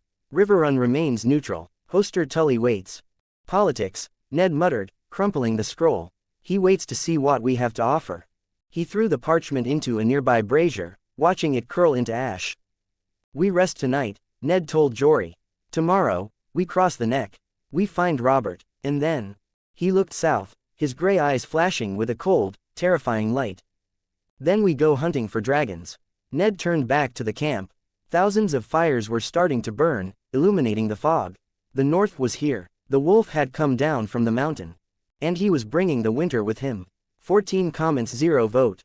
The Caesar maneuver. The war tent smelled like wet wool, stale ale, and a whole lot of angry men. Ned sat at the head of the map table, watching his bannermen go at it. It was basically a pack of wolves fighting over a carcass, except the carcass was a bridge they didn't even have yet. "We storm the gates," the Greetjon roared, slamming a fist on the table so hard the map markers jumped. "We've got 20,000 men. Frey has what? 4,000. We smash through the twins and leave the old weasel in the rubble." "And lose 3,000 men taking a fortified crossing," Roose Bolton said softly. His voice cut through the noise like a razor through silk. "Walder Frey will stay behind his walls. He'll bleed us dry on the causeway. By the time we cross, the royalist army will be at the Trident. So we pay the toll." Rickard Karstark spat. "I'm not bowing to that Frey. Why should he profit? He holds the bridge," Galbart Glover pointed out. "It's the only way across for miles. Unless you want to march south to the Ruby Ford and meet Rhaegar on his own terms, we need Frey." Ned listened, keeping his face totally calm. Inside, though, his mind was racing. He stood up. The arguing stopped instantly. The heavy pressure of his presence, that subtle force aura he'd been cultivating, washed over the tent. "Walder Frey thinks he holds the keys to the south," Ned said quietly. "He thinks we're desperate." He looked at the map. The green fork cut through the land like a scar. "I'm not spending northern blood on Frey's walls," Ned stated. "And I'm not making deals with him." "Then what do we do, my lord?" Glover asked. "Swim." Ned smirked. It was a sharp, dangerous look that made even Roose Bolton blink. "Meet me back here in 2 hours," Ned ordered. "Keep the men ready to move. We aren't storming the twins. We're going to make them irrelevant." Ned rode upstream with a guard of 50 men, Jory Castle, the Greetjon who refused to be left behind, and some Sharpied hunters. They followed the riverbank. The green fork was swollen with rain, the current fast and angry. It looked impassable. Perfect, Ned thought. He closed his eyes for a second, extending his senses just enough to check the ground, keeping it subtle so no one noticed. Terrain analysis. He felt the earth beneath the horse's hooves. He reached out into the water. 2 miles upstream, he found it. The river narrowed here between high clay banks. Beneath the rushing water, the bed wasn't mud. It was stone gravel, with hard sand underneath. Solid, anchorable, just like the Rhine. Ned hopped off his horse and walked to the edge. "My lord," the Greetjon asked, looking at the water skeptically. "It's deep, and fast." "We aren't swimming, John," Ned said, staring at the water with the intense focus of an engineer.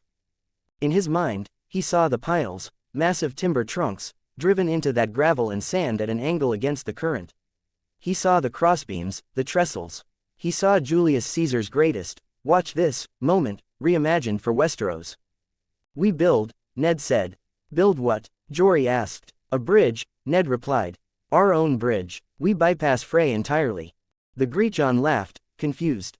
A bridge, Ned, that takes months. Not stone, Ned corrected. Wood. We have a forest of reeds at our backs. We have thousands of men. And I have a plan. He crouched down in the mud, pulling a dagger from his belt. The soldiers gathered around as Ned began to carve lines into the wet earth. We don't use nails, Ned explained, sketching a complex joint. Iron rusts in the water. Wood swells. He looked up at the confused carpenters he had summoned. Mortise and tenon. The crossbeams lock into the piles like a puzzle. The weight of the bridge itself tightens the joint. One of the master carpenters frowned. My lord, to cut joints that precise, it would take a master craftsman days. Ned stood up. He walked over to a fallen pine log. He grabbed a saw. His hands moved with a blur of speed and precision that shouldn't have been possible for a high lord. In under a minute, he had cut a perfect, seamless tenon joint. He tossed the saw to the stunned carpenter. It takes minutes, Ned said evenly. If you know what you're doing. Now, measure the width.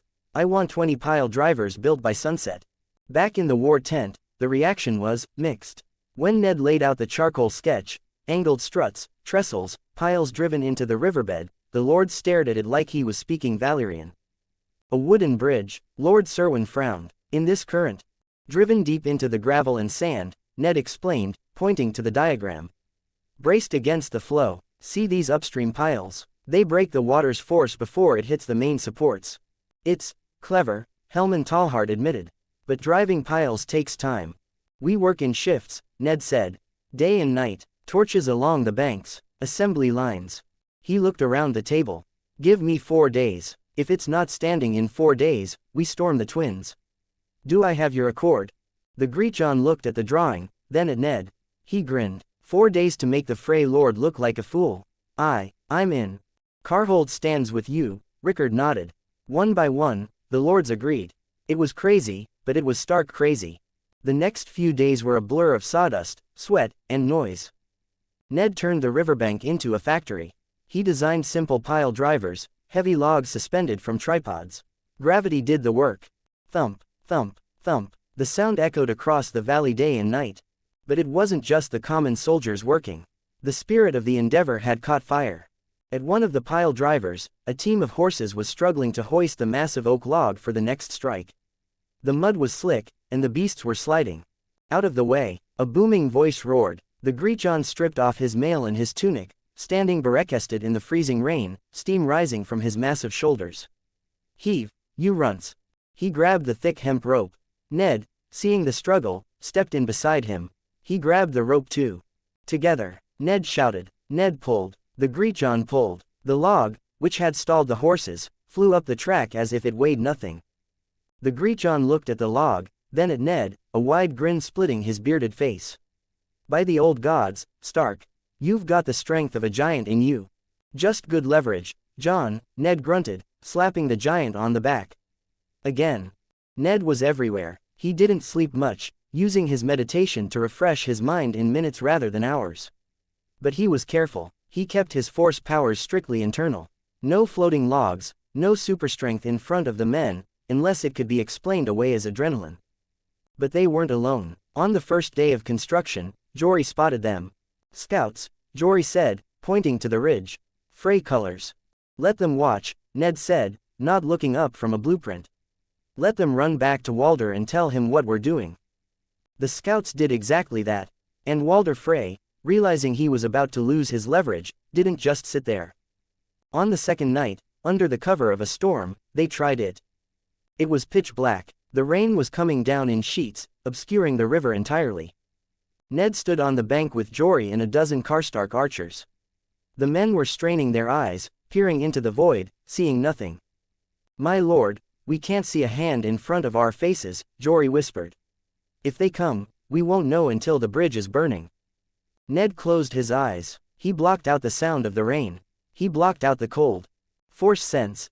Active. The world lit up in his mind. The cold, Rushing water was a blue torrent. And there, drifting silently downstream, were 5 distinct clusters of jagged red heat. Hostile intent, men with pitch and torches, holding their breath. "They're here," Ned whispered. He pointed to a patch of empty darkness in the middle of the river. 3 degrees left, Jory. Range, 40 yards. Fire. Jory hesitated. "My lord, fire," Ned ordered, his voice cracking like a whip. The archers loosed. A volley of arrows hissed into the dark. A second later, a scream rang out, followed by a splash and the sudden flare of a dropped torch sizzling in the water. Again, Ned commanded, pointing slightly to the right. 50 yards, 2 degrees right. The archers fired again. More screams, more splashes. The remaining rafts panicked, the men diving into the water to escape the arrows that seemed to find them by magic. Jory stared at Ned, his eyes wide in the gloom. How did you see them?" "The wolf has good ears," Ned said simply, turning back to the camp. "Keep watch, Jory, they won't try again. They're getting desperate." The Greetjon laughed the next morning, watching a stray raft float by. "Good," Ned said, "desperate men make mistakes." On the third day, the bridge was nearly done. The decking was being laid. A rider approached from the twins. It wasn't a soldier this time. It was Stevren Frey, Walder's heir. He rode up to the construction site, looking nervous as he passed lines of rugged Northmen glaring at him. Ned rode out to meet him, flanked by Greetjon and Roose Bolton. "Lord Stark," Stevren said, forcing a smile. "My father, Lord Walder sends his greetings." "Lord Walder wishes to extend an invitation," Stevren continued, sweating slightly. "He invites you and your bannerlords to the twins. To feast, to discuss matters of the realm." Ned looked at the bridge, then back at Stevren. "Thank your father for the invitation," Ned said politely. "But as you can see, we are busy. We have a war to catch." "But surely," Stevren pressed, "a meal. A talk. My father is eager to." The Greetjon stepped forward, his hand resting on the pommel of his massive sword. He didn't say a word. He just glared. Behind him, Rickard Karstark spat on the ground. Roose Bolton just stared with those pale, dead eyes. Stevren looked at the lords. He looked at the bridge that was about to make his family's tollbooth worthless. He realized he was in a room full of wolves, and he was a weasel. He shut his mouth. "I will visit after the war," Ned added, signaling the conversation was over. "Safe ride back, Esser Stevren." Stevren turned his horse and hurried away. By the dawn of the 4th day, the bridge was finished. It was rough timber, smelling of sap and mud, but it was solid. It spanned the Green Fork completely. Ned stood on the bank, watching his army cheer. They had beaten the river, and they had beaten the Freys, all without swinging a sword in anger. "Form the columns," Ned ordered. "Cavalry first, baggage in the center, infantry rear. We cross now." The crossing took all day. Ned stayed at the bridgehead, watching the steel river flow over the wooden one. He felt a fierce pride. This was his work, his knowledge.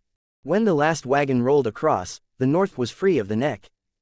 "Burn it?" the Greetjon asked, holding a torch. "No," Ned said, "leave it. Let Walder Frey look at it every day and remember the toll he didn't get." He turned his horse south. The road to the Trident was open. "We march," Ned commanded. 15 comments 0 vote. The art of the deal. The twins. Walder Frey was having a bad day. Usually, a bad day for the Lord of the Crossing involved a grandkid asking for money or a wife dying before he'd secured a replacement. Today, however, was special. He was trembling with rage. The twins were his tollbooth. His leverage. He had waited, sitting comfortably on his fence, watching the dragons and the stags fight, knowing that eventually, someone would need to cross his river. And when they did, he would extract a price that would elevate House Frey to the High Lords. And Ned Stark had just walked right past him. "He mocked us," Walder muttered, sinking back into his chair. "He left the bridge standing."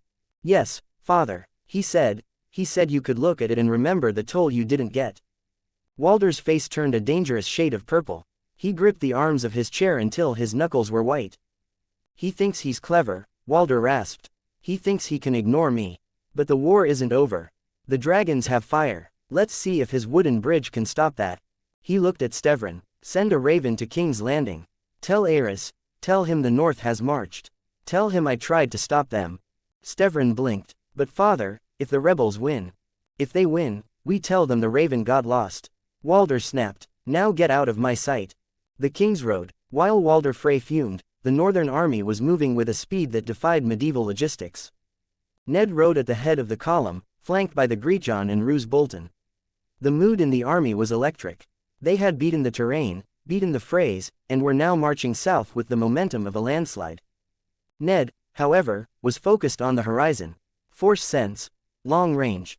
He closed his eyes, letting the rhythm of the horse's gait lull him into a trance. He pushed his awareness south. It was getting easier. The map in his head was sharper now. He could feel the cold damp of the Trident miles away. And he could feel something else. A large, orderly mass of life approaching from the east. "Riders," Ned announced, opening his eyes. The Greatjon looked around. "I don't see anything, my lord." Over that ridge, Ned pointed.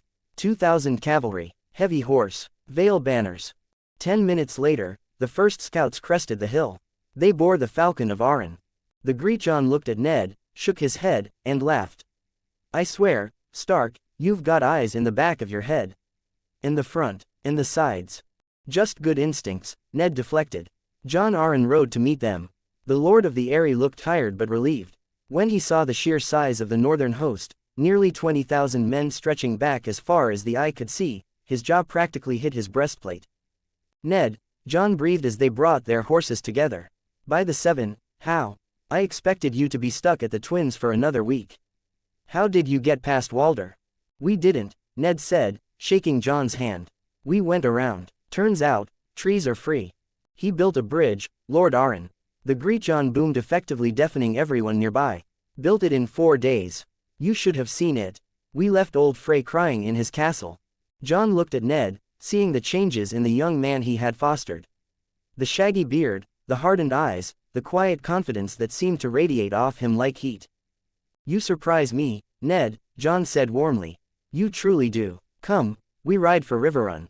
Hoster Tully is waiting." Outside Riverrun, the combined armies of the North and the Vale, nearly 35,000 men, camped in the fields between the Tumblestone and the Red Fork. It was a massive display of power. Ned stood in his command tent, looking at a map of the Riverlands. Jon Arryn stood beside him, pouring 2 cups of wine.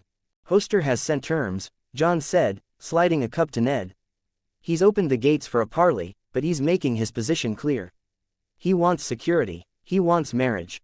Ned took a sip. "Swords for daughters." "Exactly," Jon nodded. "He proposes a double alliance.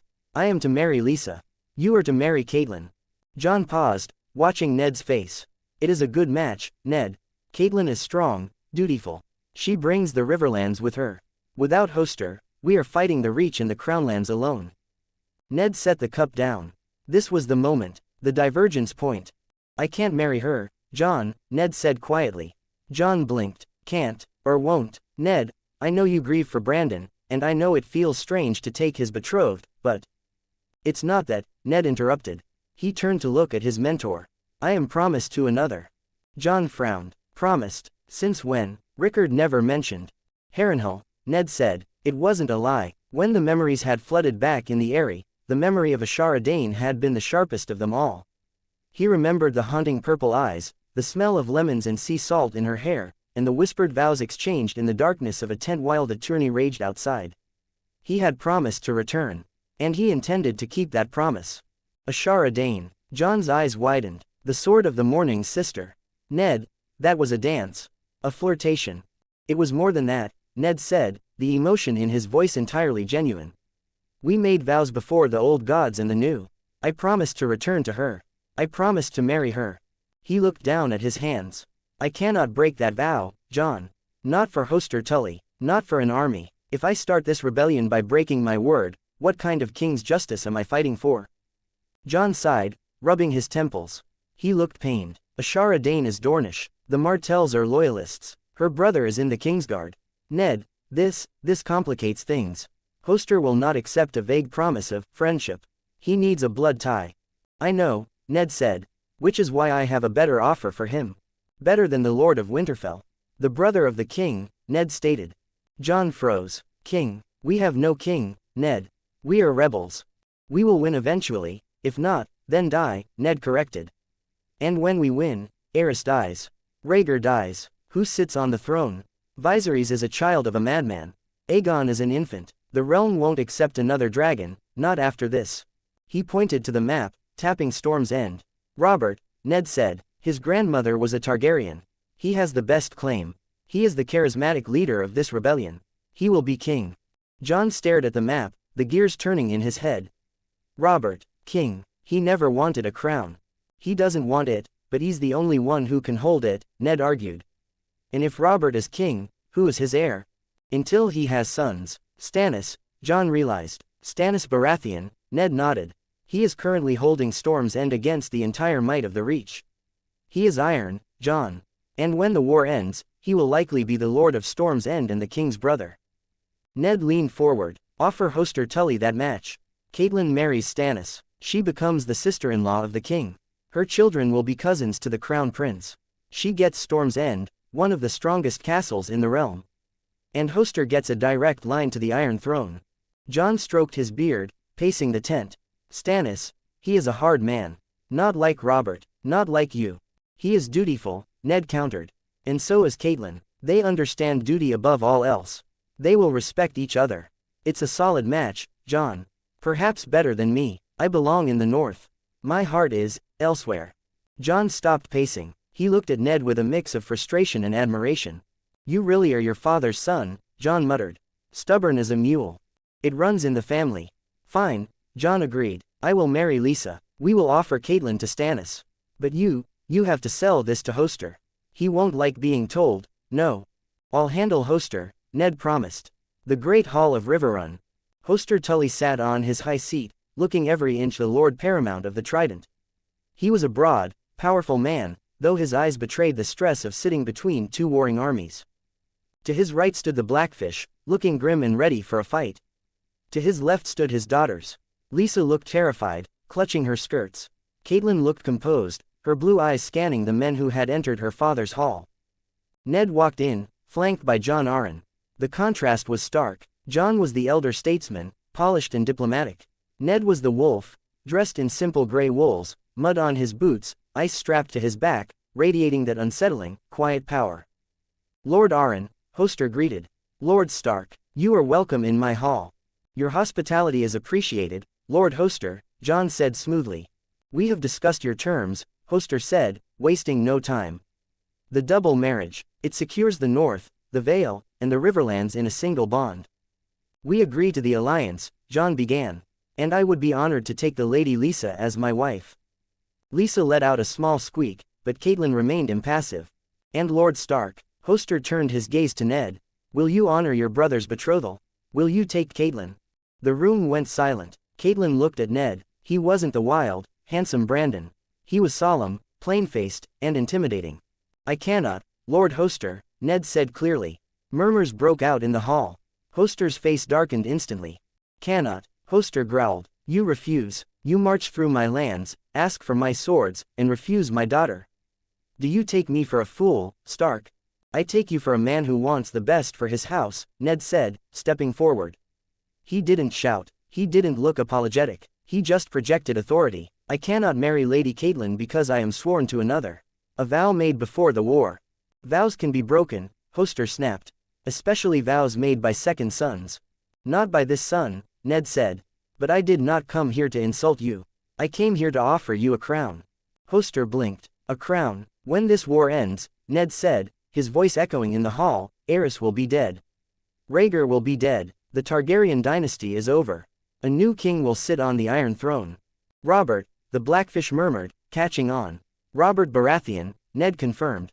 He will be king. And his heir, until he gets an heir of his own body, will be his brother. Ned gestured to the south. Stannis Baratheon holds Storm's End. He is a man of iron will. He is the future lord of the Stormlands and the brother to the king. I offer you him, Lord Hoster. Hoster frowned, processing the pivot. Stannis, he is besieged. He might be dead already. He is not dead, Ned said with absolute certainty, thanks to the lore knowledge. He will hold, and when we lift that siege, he will be a hero of the rebellion. Ned looked at Catelyn. Lady Catelyn deserves to be more than just the wife of a warden of the North, Ned said, laying it on thick. The North is cold, hard, and distant. Storm's End is the seat of kings. Her sons would be cousins to the crown. They would walk the Red Keep not as guests, but as kin. He turned back to Hoster. Marry Lisa to Jon, the Lord of the Vale and the hand of the king, for that is what he will be. Marry Catelyn to Stannis, the king's brother. You will have a daughter in the east and a daughter in the south, binding the realm together.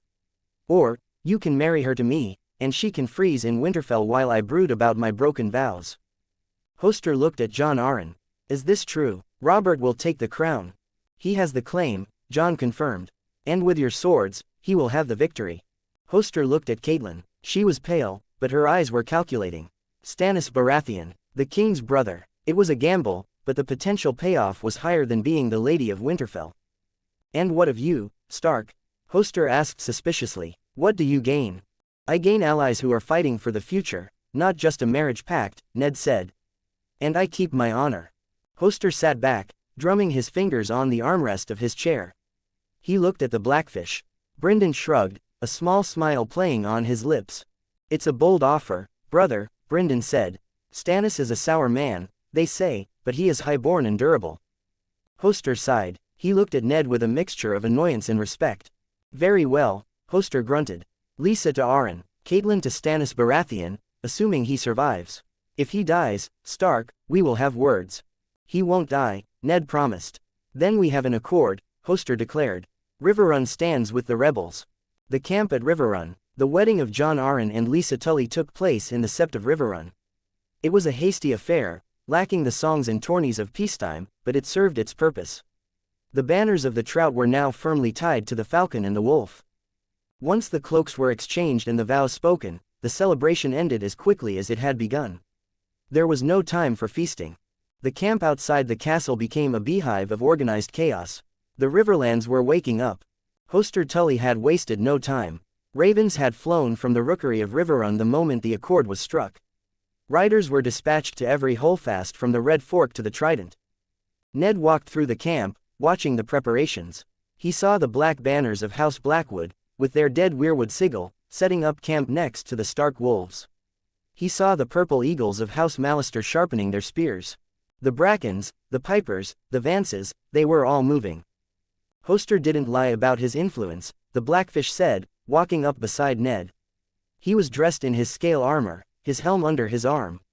My brother has sent word to Stonehenge and Raventry Hall.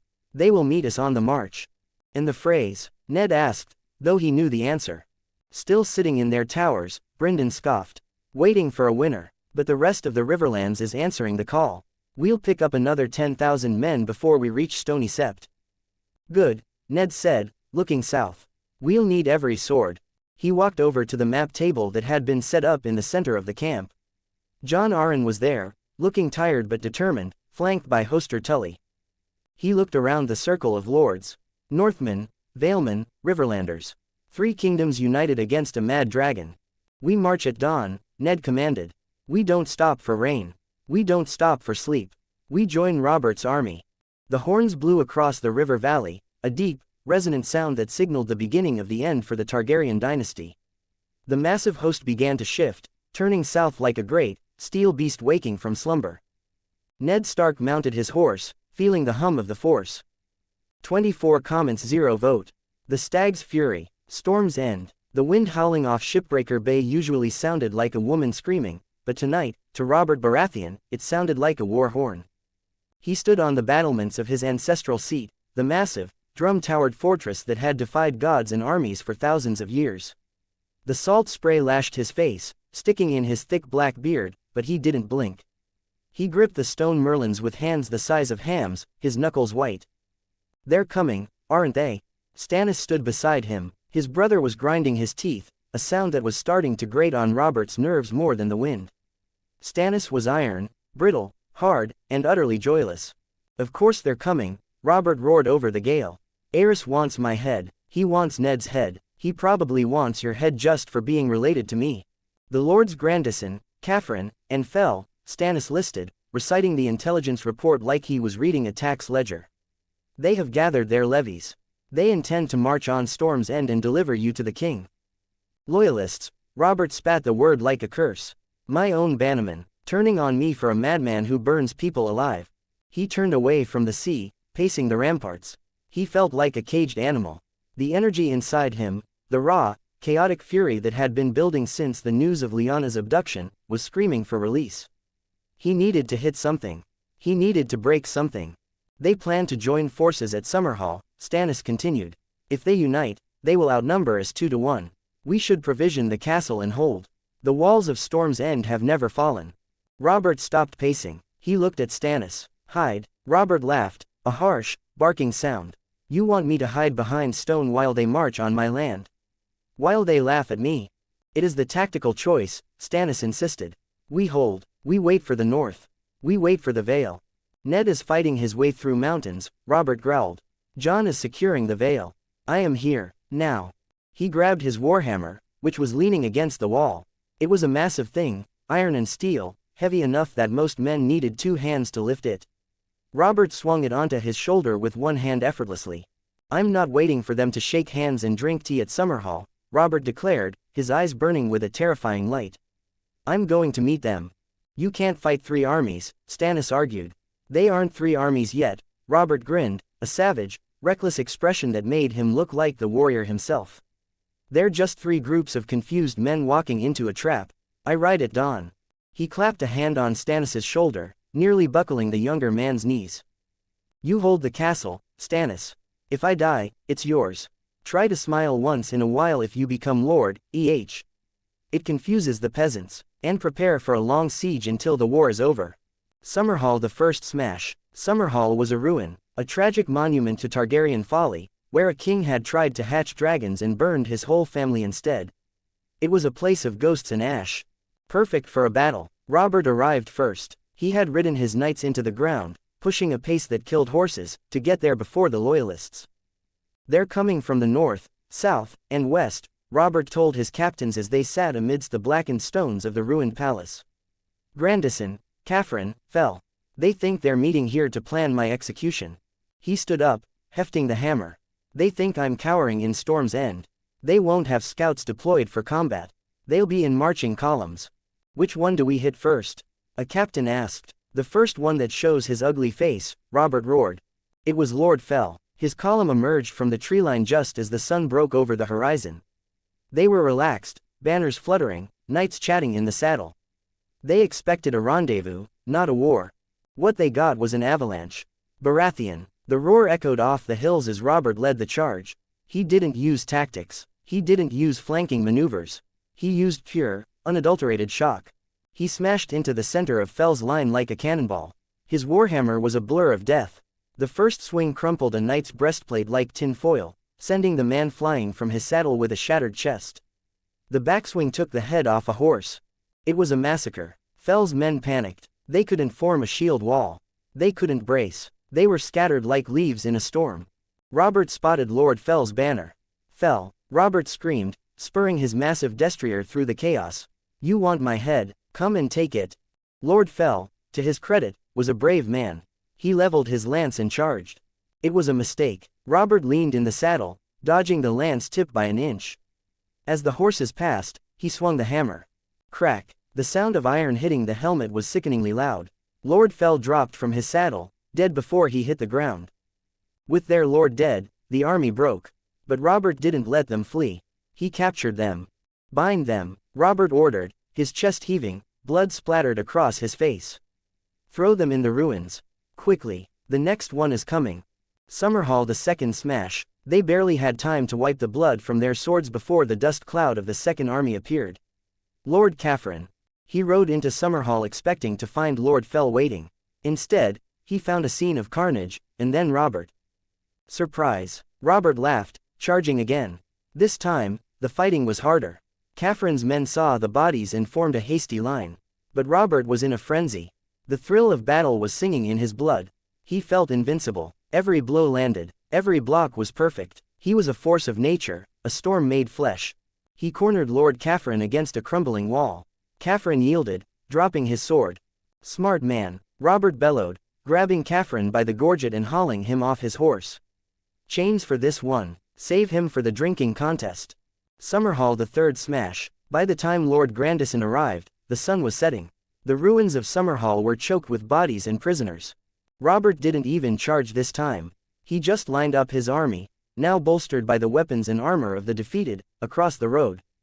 Grandison halted his column. He looked at the devastation. He looked at Robert, who was sitting on a pile of rubble, drinking wine from a skin, his hammer resting on his knees. "You're late," Robert called out. Grandison looked at his men. They were tired from the march. Robert's men were high on victory, covered in blood, looking like demons. Grandison sighed. He dismounted and drew his sword, then laid it on the ground. "I yield," Grandison said. Robert stood up. He walked over to the lord who had planned to kill him. He looked him in the eye. Then, he laughed. "Good, because I'm starving. Let's eat." That night, amidst the ruins of the Targaryen dream, Robert Baratheon achieved his greatest victory. Not by killing men, but by winning them. He didn't execute the rebel lords. He didn't torture them. He ordered his own supply wagons opened. He broke casks of arbor gold. He sat Lord Grandison and Lord Caffrin down at his own table. He drank with them. He joked with them. He told stories of the battle, praising their bravery, mocking their terrible timing. "You fought well, Caffrin," Robert roared, slapping the man on the back so hard he nearly faceplanted into his stew.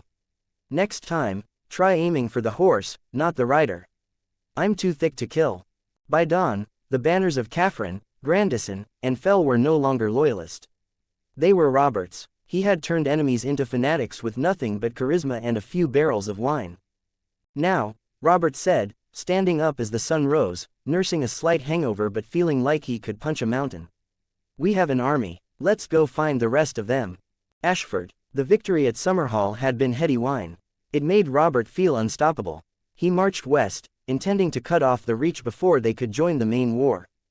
"We catch them at Ashford," Robert told his war council. "We smash the vanguard, and Mace Tyrell will run back to Highgarden to hide in his flowers."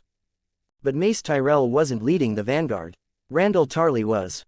Robert arrived at Ashford with confidence. He deployed his men, seasoned Stormlanders, eager fresh recruits from the defeated lords, and prepared to do what he did best, charge. But Tarley didn't play by Robert's rules.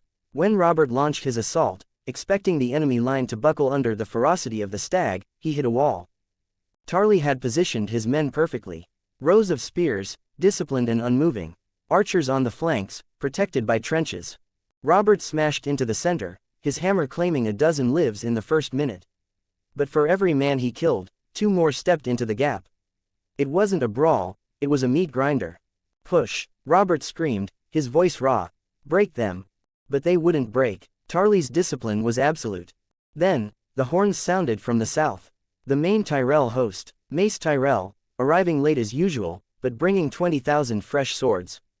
Robert looked at the sea of green banners flooding the field. He looked at his own men, tired and bloody. "Damn it," Robert growled. He felt a sharp pain in his thigh.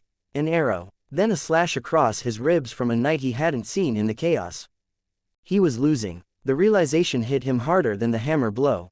He wasn't invincible. He was going to die here, in a muddy field in the Reach, while Lyanna was still. "No," Robert snarled. "Sound the retreat," he ordered, swinging his hammer to clear a space. "Fall back, north. We head north." The retreat was messy. Tarley pursued them doggedly. Robert fought in the rearguard, holding the line personally to let his men escape. He took another wound, a spear grazed to the shoulder. By the time they shook Tarley's pursuers, Robert's army was scattered. He had a few hundred men left. The rest were dead, captured, or fled. He was bleeding, he was defeated, and he was angry. The flight of the stag. The march north was a nightmare. Robert's wounds festered. His leg burned with every step. He rode until his horse died, then he walked. When he couldn't walk, he leaned on his hammer.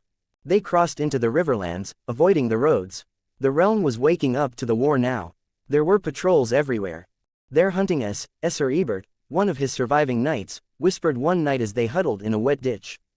"Griffin banners. It's Connington." "Let him come," Robert rasped. He was pale, sweating with fever. "I'll kill him too." But he knew he couldn't. Not like this. He needed rest. He needed a wall. He needed a place to heal before he could swing the hammer again.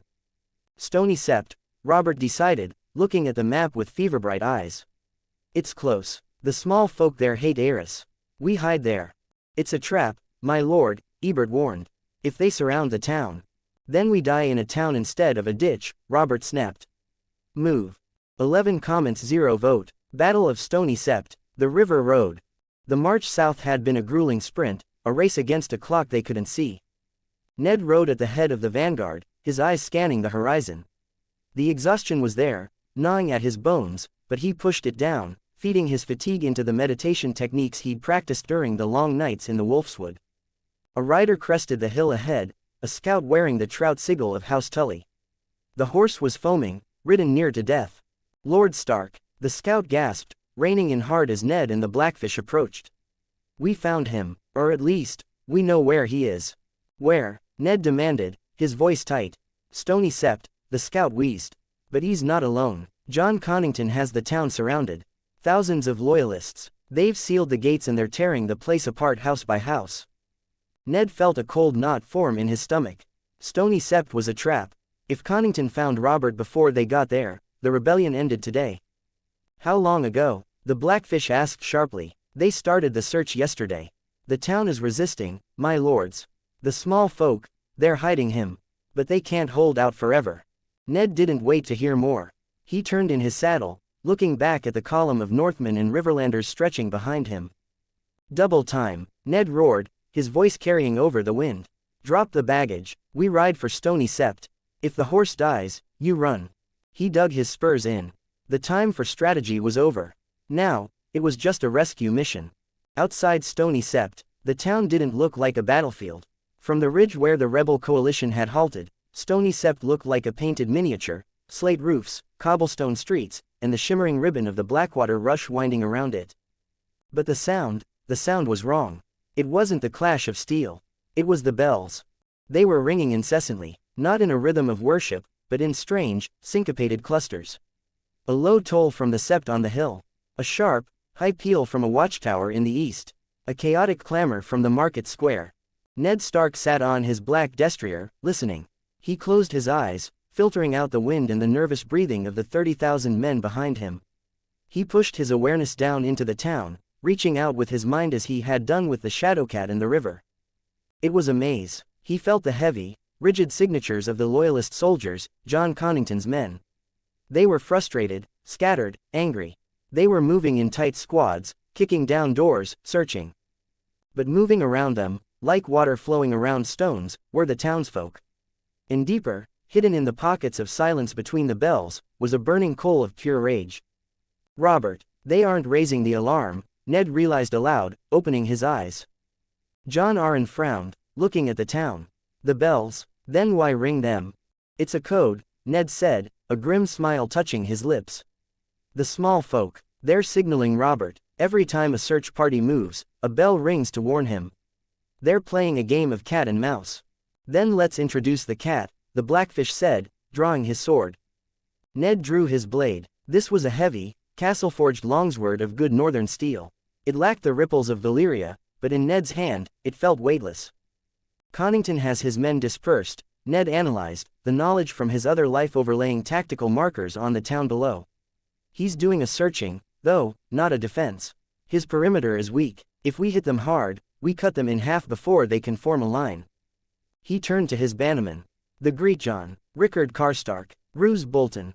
No quarter for the Griffin, Ned commanded, his voice cold. He is hunting Robert like a beast. Today, he learns what happens when the North fights.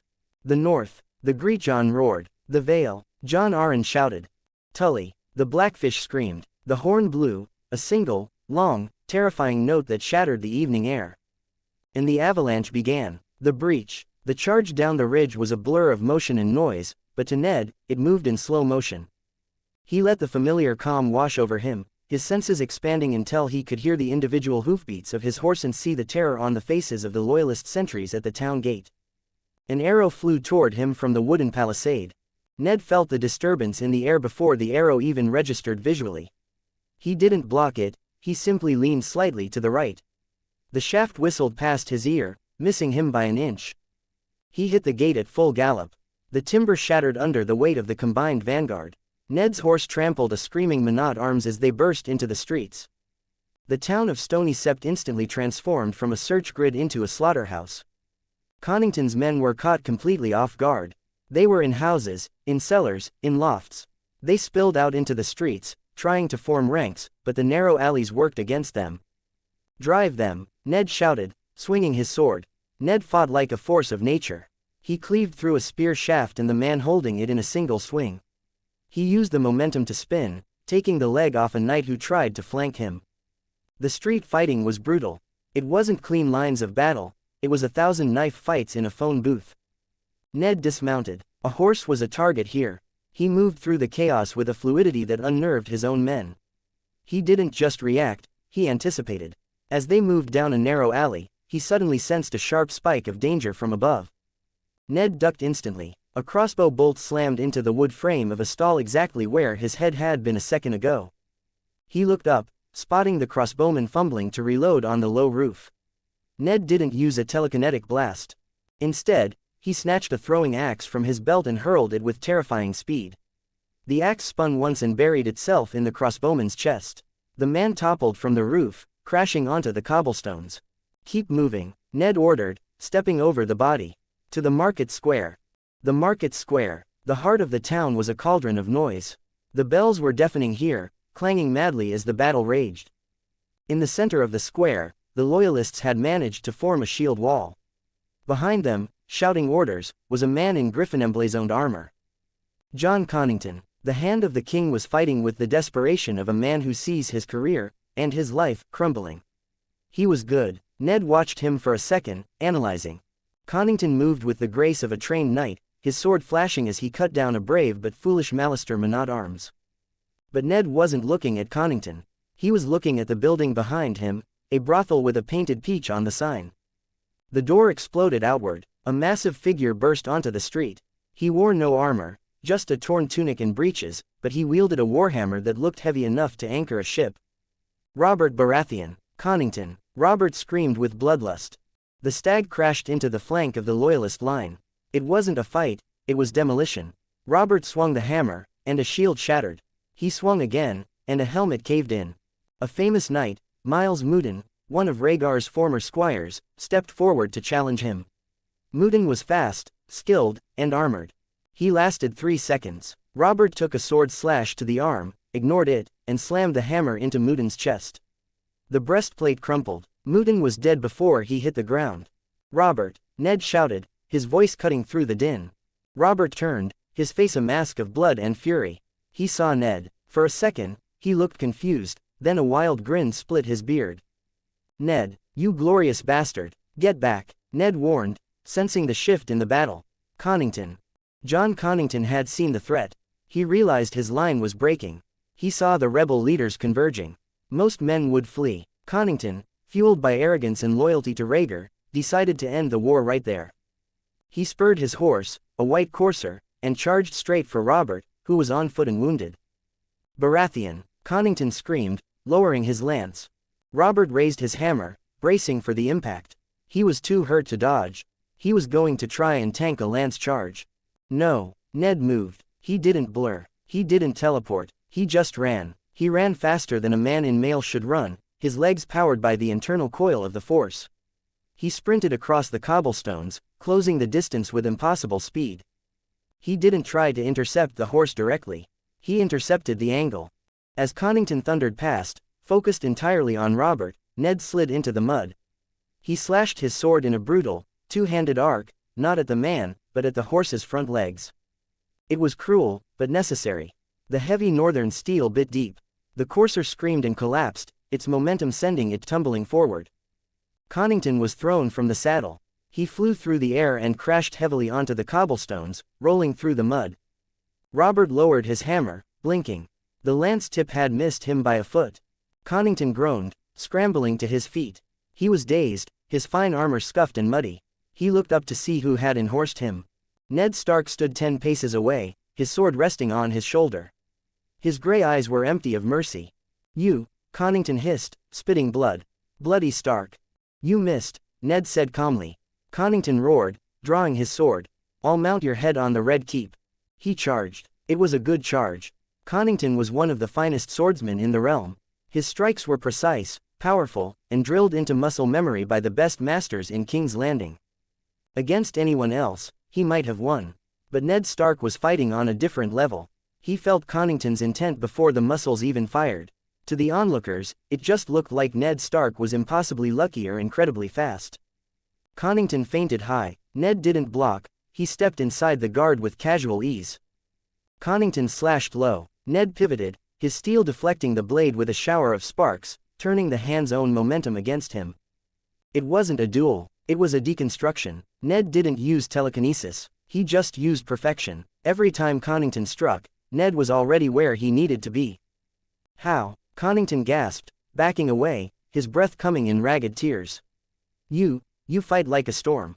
I'm a Stark, Ned said, advancing. And winter has come for you. Connington, realizing he was outmatched, shouted for aid. To me, Griffin Guard, to me. 3 loyalist knights broke away from the melee and rushed Ned from the sides. 2 from the left, 1 from the right. Ned didn't turn his head. He sensed them coming, jagged spikes of aggression in his mind's eye. The first knight swung a mace at Ned's back. Ned dropped to one knee at the exact right moment, the mace whistling harmlessly over his head. In the same motion, he swept his sword backward. The blade sheared through the knight's greaves and bone. The knight screamed and fell. The second knight thrust a spear. Ned grabbed the shaft with his left hand. To the observers, it looked like a desperate grab. In reality, Ned squeezed with force-enhanced grip strength, crushing the wood. He yanked the knight forward, directly into the path of the third knight's sword swing. Friendly fire. The third knight cut down his own ally.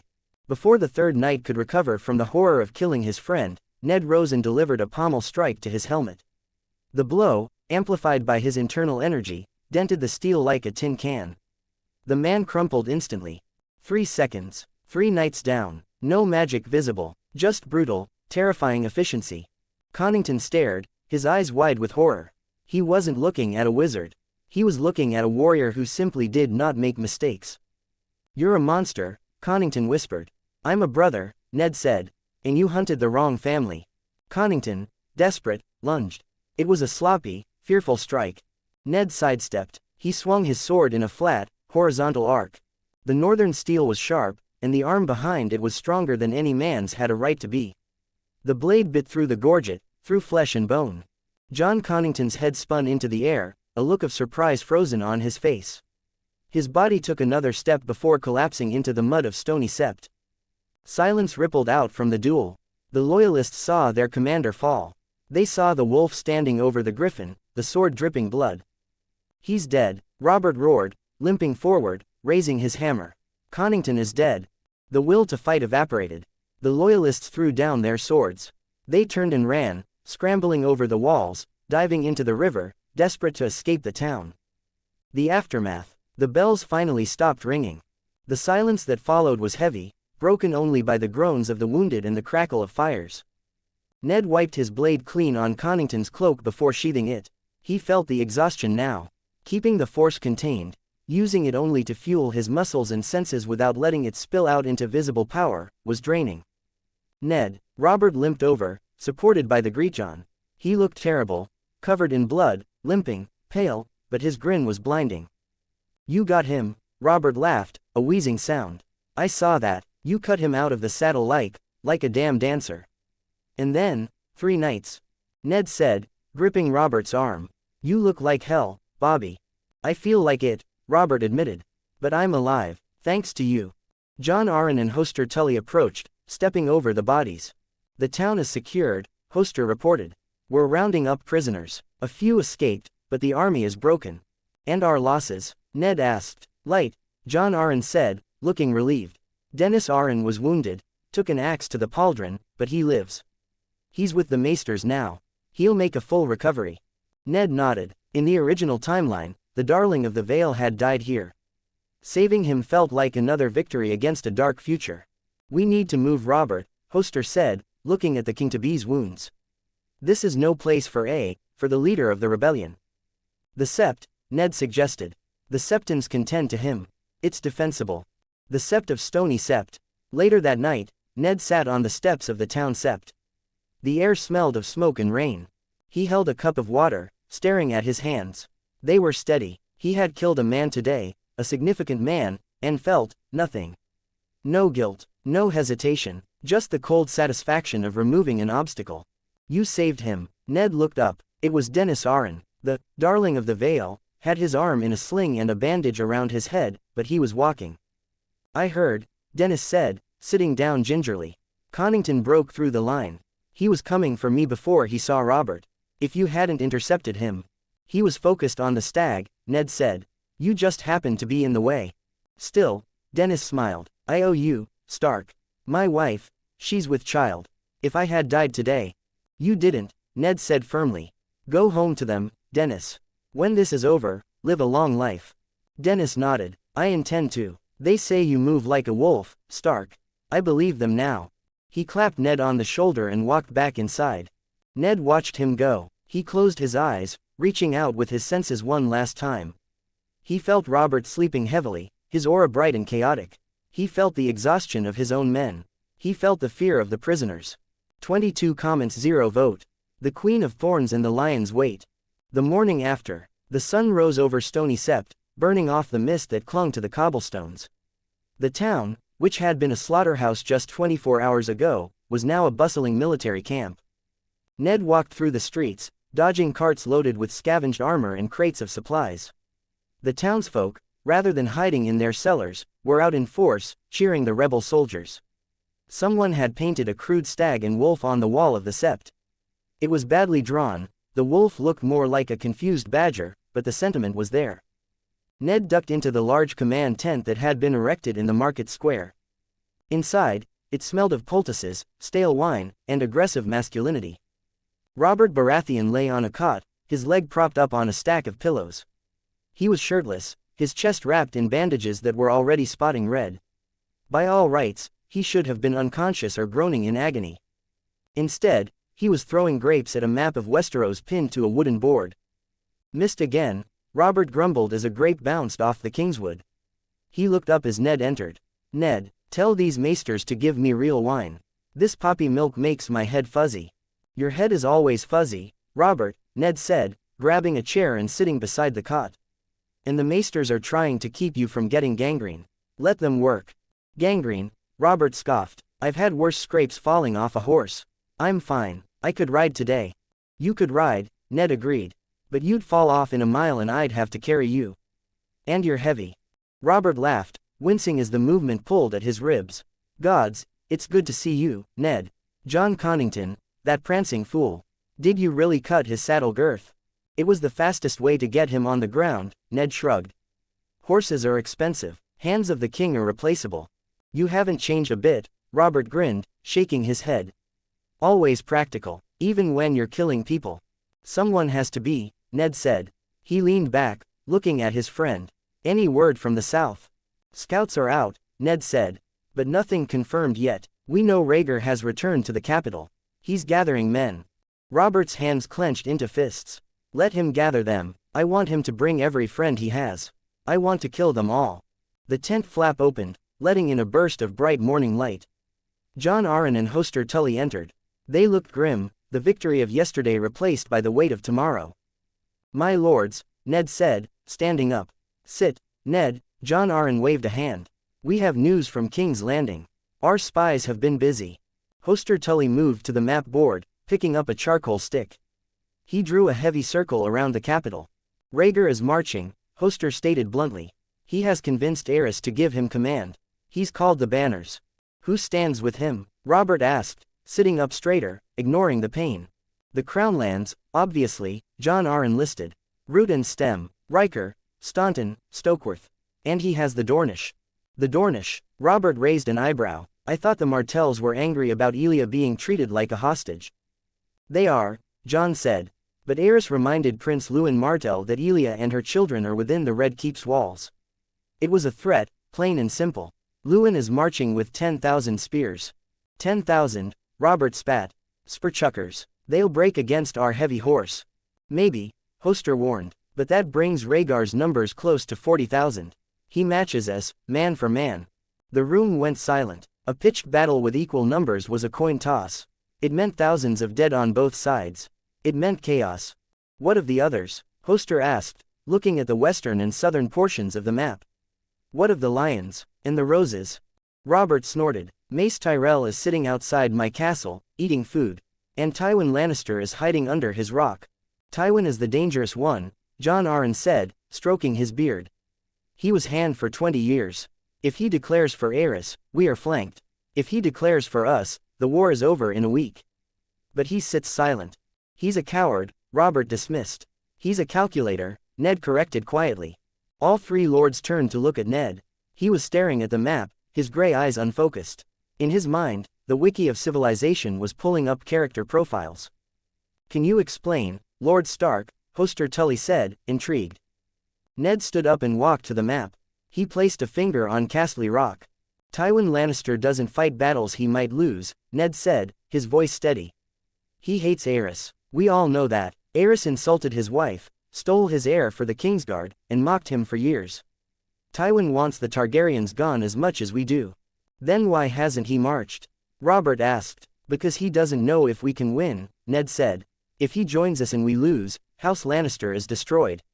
If he joins Aerys and Aerys falls, he loses his influence.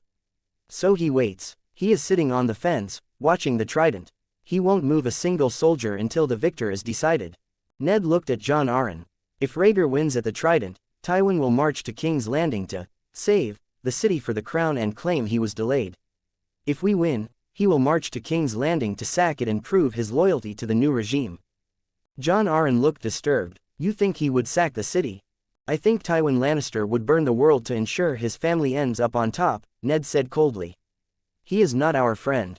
He is a scavenger lion waiting for the kill. And the Tyrells, Hoster pointed to the Reach. They have the largest army in the realm.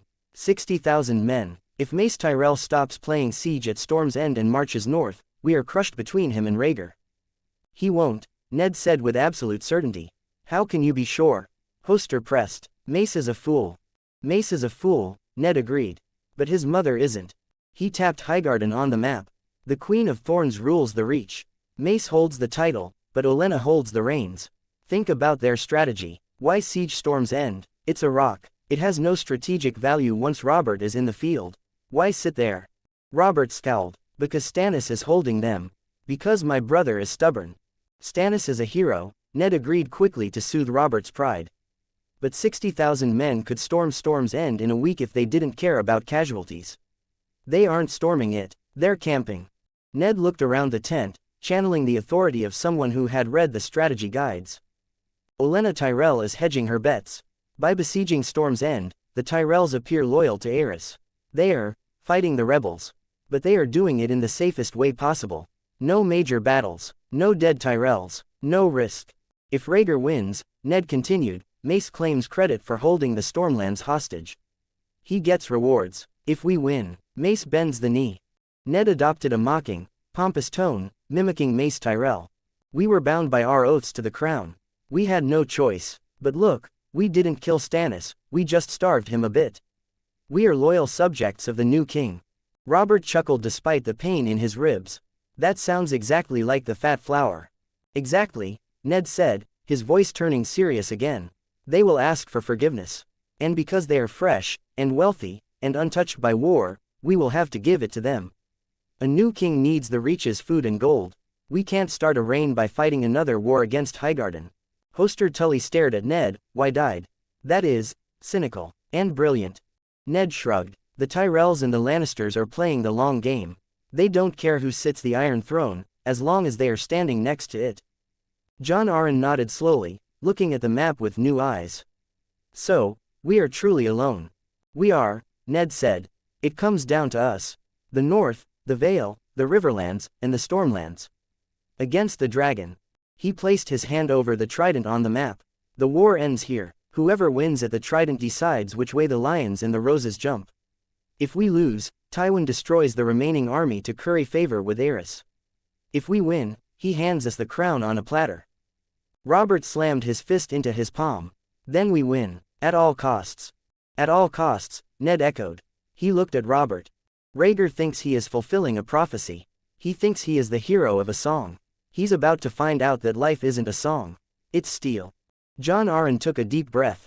I will call the lords. We need to organize the march. If Rhaegar is gathering at the Trident, we meet him there. We pick the ground. The Ruby Ford, Ned suggested. The river is shallow there. Good for infantry. Bad for Dornish horses. Agreed, Hoster said. The two older lords turned to leave. Jon Arryn paused at the tent flap, looking back at Ned with a quiet respect. "You speak with your father's voice today, Ned," Jon said softly. "The North is in good hands." "It's the only voice I have, Jon," Ned replied calmly. "I am a Stark. We do what needs to be done." Jon nodded, seemingly satisfied that the boy he fostered had simply grown into the man he was always meant to be. He ducked out of the tent. When they were gone, Robert slumped back onto his pillows, exhausted but grinning. "You really think Tywin is that much of a bastard?" Robert asked. "I think he's worse," Ned said, pouring Robert a cup of water. "But don't worry about him. Worry about Rhaegar." "Oh, I'm not worried about Rhaegar," Robert whispered, his hand drifting to his hammer. "I'm dreaming about him." 17 comments 0 vote. Battle of Trident. The Green Fork of the Trident. The river was swollen, a churning mass of gray-green water that separated the past from the future. On the north bank stood the rebel host. 40,000 men, a wall of shields and spears stretching as far as the eye could see. The Starks, the Arryns, the Tullys, and the Baratheons. On the south bank stood the Royalists. They were slightly more numerous, their armor cleaner, their banners brighter. The three-headed dragon of House Targaryen snapped in the wind, flanked by the son of Martell and the griffins, seahorses, and badgers of the Crownlands. Ned Stark sat on his black destrier in the vanguard of the left flank. The air smelled of wet grass and imminent violence. "They're coming," the Greatjon rumbled beside him, gripping the haft of a massive axe. "Look at them, preening like peacocks." "Let them preen," Ned said, his voice calm. "Peacocks can't swim in armor." In the center of the Royalist line, a horn blew. It was a clear, high note that cut through the morning mist. The water exploded as thousands of horses plunged into the ford. The battle didn't start with a roar, it started with a splash. Then 1,000 splashes. Then a scream. The Royalist vanguard hit the rebel shield wall in the middle of the stream. The impact was felt through the ground itself. Men went down, trampled into the mud. The river instantly turned a frothy pink. "Hold," Ned shouted, his voice amplified by a subtle push of the force. "Shields up." On the rebel left, the attack was led by the Dornish. Prince Lewin Martell brought 10,000 spears across the water. They moved differently than the Crownlands knights, faster, lighter.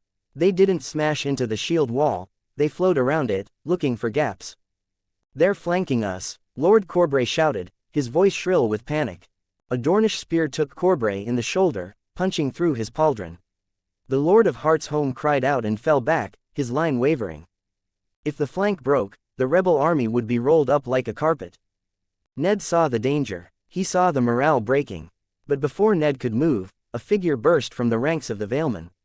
It was Lyn Corbray, the Lord's younger son. He snatched up his father's sword, Lady Forlorn, a blade of Valyrian steel as dark as smoke. "Vale," Lyn screamed, his face twisted in a mask of fury.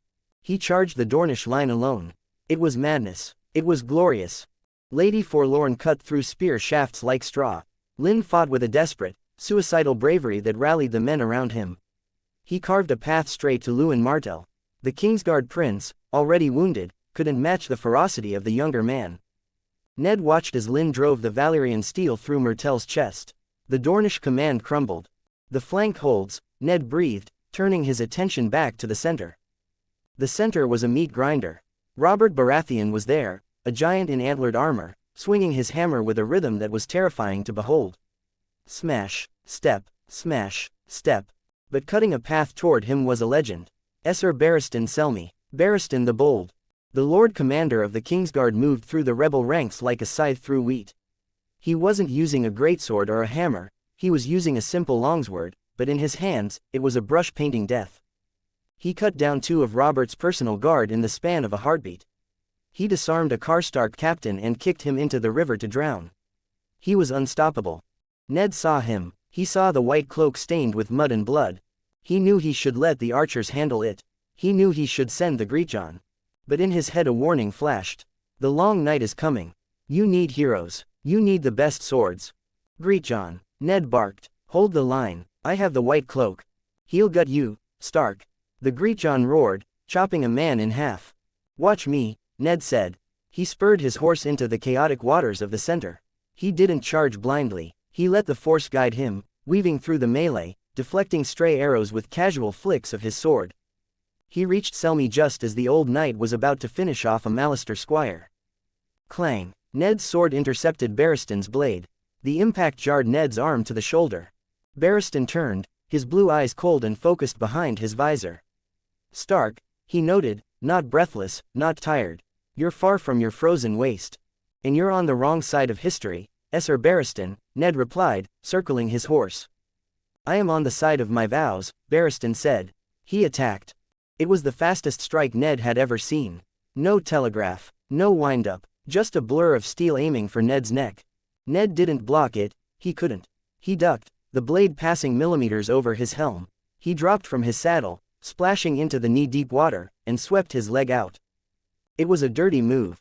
A brawler's move. Barristan's horse shied, but the knight stayed mounted, bringing his sword down in a chop that would have split Ned in two. Ned rolled. The water cushioned him. He came up dripping, mud on his face. Get down here, Ned challenged. Barristan dismounted with fluid grace. He stood in the river, water rushing around his greaves. As you wish. They fought. It wasn't like the fight with Connington. Connington was good, Barristan was perfect. Every feint Ned threw, Barristan saw. Every opening Ned left, Barristan exploited. Ned had to tap into the force constantly just to stay alive. He used force sense to predict the strikes, force speed to parry them, and force strength to match his power. To the soldiers watching, it was a blur. Two masters dancing in the river. He's too good, Ned realized. I can't beat him with skill alone. I have to cheat. Barristan lunged, a classic thrust. Ned didn't parry, he stepped into the blade. He twisted his body so the sword slid between his arm and his ribs, slicing the leather of his jerkin but missing the flesh. He trapped Barristan's sword arm with his own left arm. Barristan's eyes widened. Ned dropped his own sword. He clenched his right fist. He didn't punch Barristan in the face, that would kill him. He punched him in the solar plexus, right through the plate armor. The kinetic impact was like a cannonball. The steel breastplate dented inward. The air left Barristan's lungs in a whoosh. The bold knight folded. His eyes rolled back in his head. He collapsed into the water, unconscious. Ned grabbed him by the gorget before he could drown, hauling his head above the surface. Jory, Ned shouted, gasping for breath. Jory, get him, bind him, if he dies, I'll have your hide. Jory Castle and two guards scrambled over, dragging the unconscious Kingsguard to the bank. Ned retrieved his sword. His hands were shaking. That had been close, too close. But he had saved him. The sword of the morning's rival was alive. A roar tore across the battlefield. It drowned out the screams, the clash of steel, and the rushing water. Ned turned. In the center of the ford, the battle had stopped. Men were backing away, creating a circle of blood-churned water. Inside the circle were two gods. Robert Baratheon, his antlered helm battered, his shield gone, wielding his warhammer with two hands. Rhaegar Targaryen, in black armor that looked like night itself, the ruby dragon on his chest blazing in the sun. They circled each other. Died in the water, Ned whispered. Rhaegar was faster. He rode his horse like a centaur, his longsword flashing out, stinging Robert. A cut to the arm. A slash to the thigh. Robert didn't care. He was a berserker. He ignored the wounds, laughing through the blood. Come here, Robert bellowed. Face me. Rhaegar lunged. His sword found a gap in Robert's armor, piercing his side. It was a grievous wound. A killing wound for a lesser man. Robert didn't fall. He grunted, grabbing the blade of Rhaegar's sword with his armored hand. He yanked. Rhaegar was pulled off balance. His horse stumbled on the loose stones of the riverbed. It was the moment history held its breath. Robert stood in his stirrups. He raised the hammer. The muscles in his back bunched like iron cables. For Lyanna. The hammer came down. It hit Rhaegar in the chest. The sound was hideous. Metal collapsing. Bone shattering. The ruby dragon exploded. Hundreds of red gems shattered, flying into the air like a spray of frozen blood. They sparkled in the sunlight for a split second before raining down into the rushing water. Rhaegar fell backward. He hit the water with a splash that seemed final. Robert slumped in his saddle, his breath coming in ragged gasps. He looked at the body floating in the stream. I killed him, Robert wheezed. I killed the dragon. The death of Rhaegar was the death of the army. The royalists saw their prince fall. They saw the rubies float away. And they broke. It started as a waver, then a retreat, then a full-blown rout. Men threw down their spears and ran. They ran south desperate to put distance between themselves and the demon of the Trident. After them, Hoster Tully shouted, "Run them down." The rebel cavalry surged forward, chasing the broken remnants of the Targaryen dynasty. Ned didn't join the chase. He walked his horse through the red water to where Robert sat. Robert looked up, his eyes were glassy with pain and adrenaline. "Ned," Robert said, his voice a ghost of its usual boom. "Did you see? I smashed him." "I saw, Robert," Ned said softly. "It's done." Robert looked down at Rhaegar's body. The current was tugging at the prince's black armor, trying to wash him away. "He doesn't look like a monster," Robert muttered. "He just looks dead." "War makes monsters of us all," Ned said. He looked south. The road to the capital was open. Tywin Lannister would be marching now. The sack was coming.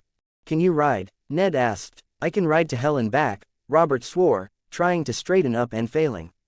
He hissed in pain. Maybe just to the bank." "Get him to a maester," Ned ordered the Greetjon.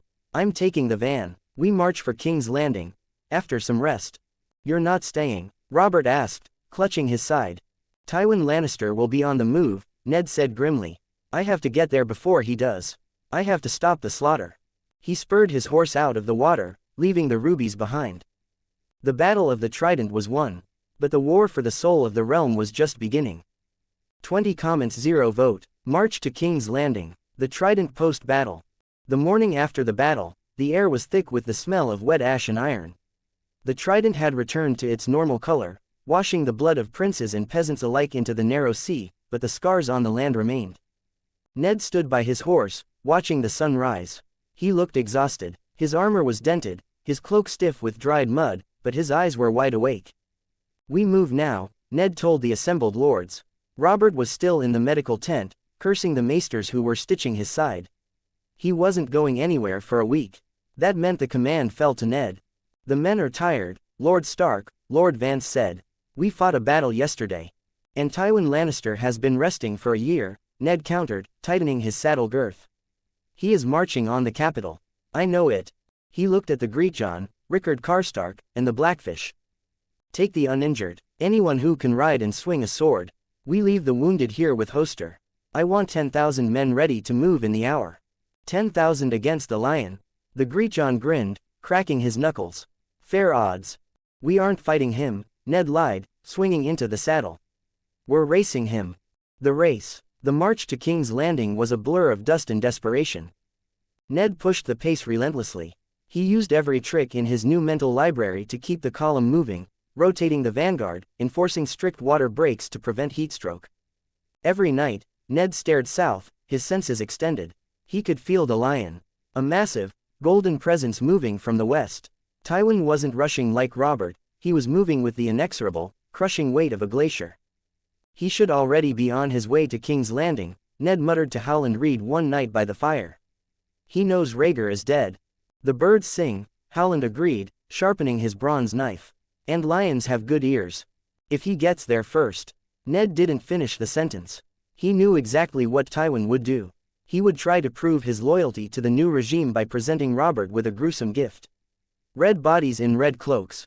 Elia, Ned thought. Rhaenys, Aegon. He remembered the Aberon Martell of the show, the grief that had poisoned a kingdom. He remembered the mountain smashing a baby's head against a wall. "Not this time," Ned whispered. The gates of the gods. Tywin Lannister arrived at King's Landing 2 weeks later. The sun glinted off the red and golden armor of 12,000 Westermen. They looked magnificent, clean, disciplined, and utterly terrifying. The Lion of Lannister flew high above the gate of the gods. Inside the Red Keep, panic was a physical thing. King Aerys II sat on the Iron Throne, his fingernails digging into the armrests, scabs breaking open. He was a scarecrow of a man, consumed by madness and rot. "He is here to save me," Aerys cackled, looking at his council. "My old friend Tywin, he has come to crush the rebels." "Your Grace," Varys whispered, his powdered face pale. "The lion does not come to save the dragon. He comes to eat it. Keep the gates barred. We can hold until—" "Treachery," Aerys screamed, spitting foam. "You are all traitors. Pycelle, what says the citadel?" Grand Maester Pycelle shuffled forward, his chains clinking softly. He looked frail, harmless. "Lord Tywin is a man of honor, Your Grace," Pycelle quavered. "He served you faithfully for 20 years. He is the only hope we have against the Stark savage and the Baratheon usurper." Open the gates, let the lions defend you. Aerys looked at Varys, then at Pycelle. He looked at the walls where he imagined traitors lurking in every shadow. Open them, Aerys commanded. Open the gates for my friend. The heavy timber doors of the Gate of the Gods groaned open. The portcullis rose. Tywin Lannister rode in. He didn't smile. He didn't bow. He raised his hand. Sack the city, Tywin ordered calmly. It happened instantly. The disciplined columns of the Westerlands dissolved into a mob of butchers. They didn't march to the walls to defend the city, they turned on the city itself. Spears were thrust into the bellies of the gold cloaks who had just welcomed them. Shops were kicked open, torches were thrown into thatch roofs. The screaming started near the gate and spread like a wildfire. Kill them all, a Lannister captain shouted, cutting down a fleeing baker. For King Robert. It was a lie, of course. They weren't doing it for Robert. They were doing it because Tywin had taken the leash off. This was the lion's price for being late. They were raping. They were looting. They were murdering men, women, and children in the streets. The City of Kings is becoming a slaughterhouse. Ned Stark arrived 30 minutes too late. He crested the final hill overlooking the city and saw the smoke beginning to rise. It wasn't the black pall of a ruined city yet, but the gray, choking tendrils of a fire just finding its appetite. 7 hells, the Greatjon breathed, pulling up his horse. They're already inside. Ned felt it before he saw it. A wave of terror and death hitting his mind like a physical blow. Thousands of voices crying out in panic. It was deafening in the force. Tywin. Ned didn't freeze. He didn't hesitate. They aren't fighting the city, Ned said, his voice cold as the winter wind. They're sacking it. He drew his sword. It was the castle-forged blade he had used at the Trident, sharp and heavy. We are not here to watch, Ned shouted to his vanguard. We are here to save the people. Any man who harms a civilian dies. Any man who rapes dies. And any man wearing a red cloak. He looked at the Greatjon. Is an enemy. Kill the lions, the Greatjon asked, a savage grin spreading across his face. I was hoping you'd say that. Rickard, Ned barked, take the left flank, secure the Street of Seeds. Greatjon, take the right. Clear Flea Bottom, I'm going up the middle. To the keep, Howland Reed asked quietly. To the keep, Ned confirmed. Before he kills the children. The lions watch. From the high balcony of the Gate of the Gods, Tywin Lannister watched the chaos of King's Landing with a dispassionate eye. He did not enjoy the slaughter, nor did he shrink from it. It was simply a necessary tool. The Targaryens had to be uprooted, root and stem, and the city had to be pacified before Robert arrived. A brutal sack would ensure the small folk feared the new regime more than they missed the old one. The gold cloaks are broken, my lord, Kevan Lannister reported, stepping up beside him.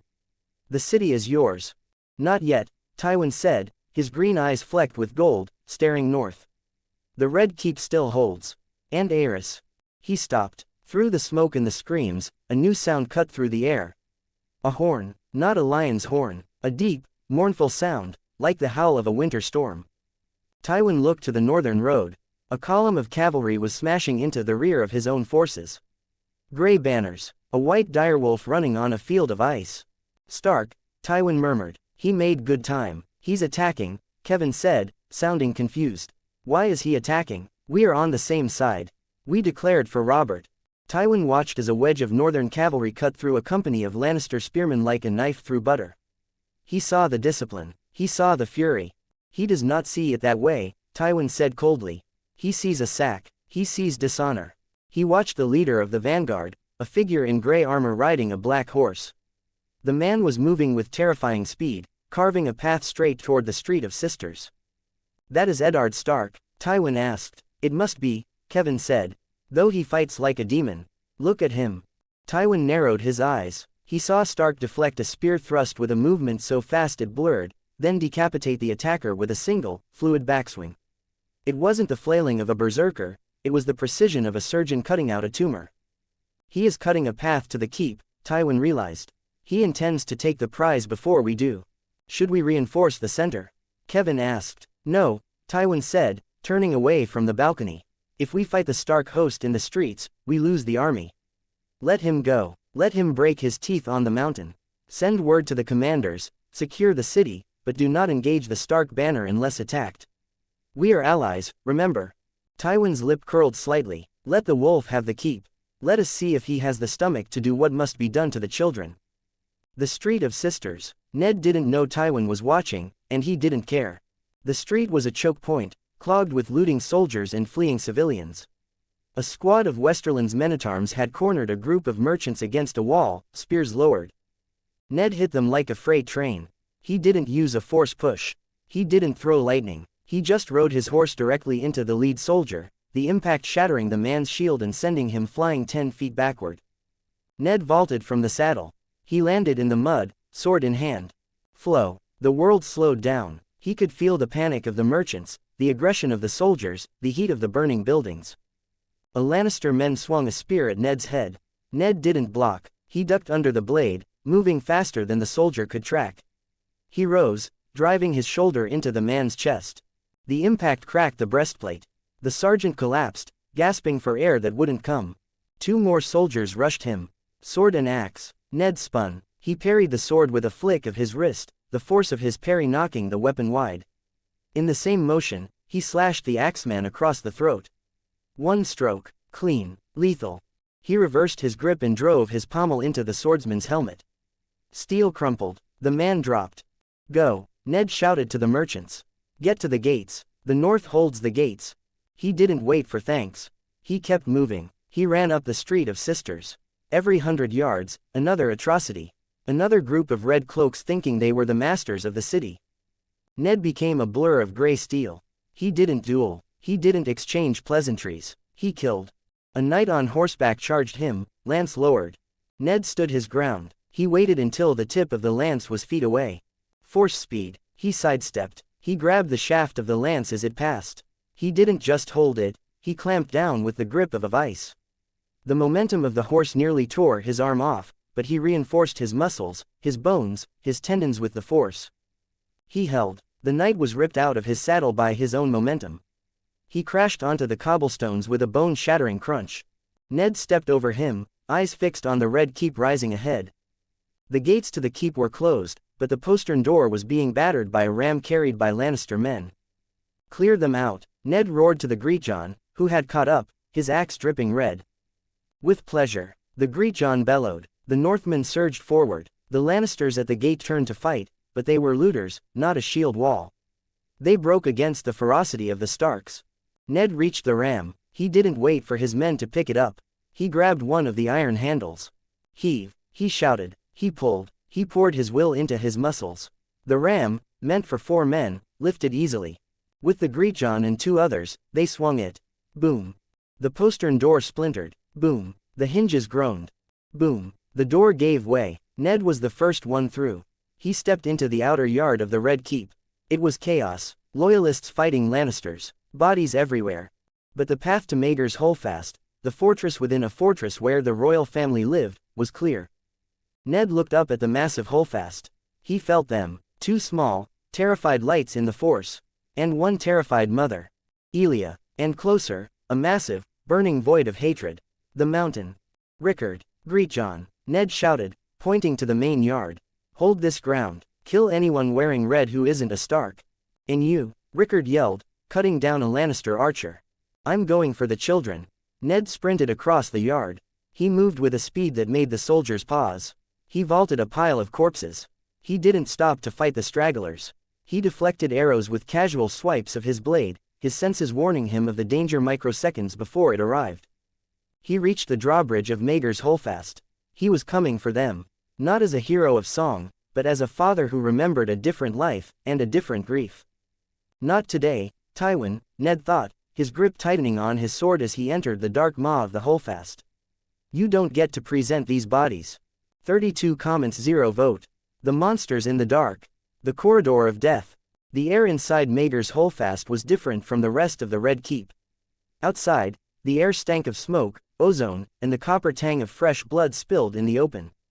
Inside, the air was heavy, still, and suffocatingly cold. It smelled of old stone, dust, and the terror of centuries. Ned Stark moved through the lower levels like a ghost.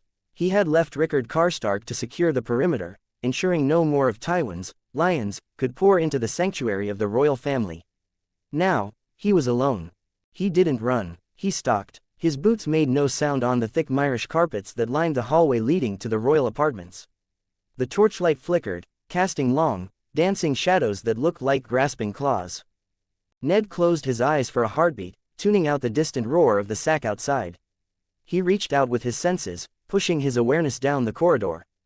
Pulse, pulse, pulse. He felt them, not the bright, chaotic fires of men fighting for their lives, but the cold, muddy signatures of men waiting to do murder. 6 of them, Ned analyzed. Guard duty, protecting the predators for the prey inside. And beyond them, a black void. A gravity well of malice so dense it felt like it was warping the air around it. The mountain, and beside him, a smaller, sharper stain of cruelty. Eyrie Lorch. Ned opened his eyes. His grip tightened on the hilt of his castle-forged longsword. It wasn't ice. Ice was still somewhere in this castle, likely in the hands of the Mad King or his executioner, but it was good northern steel. It would hold. He turned the corner. The hallway was wide, lined with tapestries depicting the conquests of Aegon the Dragon. Standing before the heavy oak door at the far end were 6 Lannister guardsmen. They wore crimson cloaks and half-helms, their swords drawn. They looked nervous, jumping slightly as Ned appeared. "Halt," one of them shouted, leveling his sword. "This area is secured by order of Lord Tywin Lannister. No entry." Ned didn't stop. He didn't slow down. He kept walking, his pace steady, his eyes locked on the door behind them. "I said halt," he screamed, his voice cracking. "Kill him." The soldiers surged forward. They were disciplined men, veterans of the Westerlands, but to Ned, they moved underwater. His reflexes kicked in. The world sharpened. He saw the sweat on the attacker's brow. He saw the notch in the second soldier's blade. He saw the fear in the eyes of the man at the back. The first 2 soldiers swung, a clumsy pincer movement meant to trap him. Ned didn't parry. He flowed. He stepped inside the arc of the left soldier's swing, the blade passing inches from his ear. With a fluid motion, he drove his elbow into the man's throat. There was a sickening crunch of cartilage. The soldier dropped his sword, gagging, collapsing to his knees. In the same breath, Ned spun. His sword flashed in the torchlight. He didn't hack, he sliced. A precise cut across the unarmored back of the second soldier's knee. Hamstring severed. The man screamed and fell. The remaining 4 hesitated. They had just seen 2 of their comrades disabled in the blink of an eye by a man who hadn't even raised his voice. "You are in my way," Ned said. His voice was low, vibrating with a cold intensity that made the torches flicker. "Get him," the captain roared, lunging with a thrust. Ned slapped the blade aside with the flat of his own sword. He stepped in, grabbing the man by the gorget. With a burst of force-enhanced power, he threw the man, armored and heavy, down the hall. He flew 10 feet and crashed into the wall, sliding down unconscious. The last 3 broke. They scrambled over each other to attack, desperate to end the threat. Ned met them with a whirlwind of steel. He ducked a high cut, slashed a belly, parried a thrust, and delivered a pommel strike to a temple. 1, 2, 3. Silence returned to the hallway, broken only by the groans of the wounded. Ned stepped over the bodies. He didn't look down. His eyes were fixed on the door. The oak was thick, banded with iron, but it was slightly ajar. From inside, he heard a scream. A woman's scream, high, terrified, and desperate. And then a sound that made his blood freeze. A wet, heavy thud. Like a melon being smashed against a wall.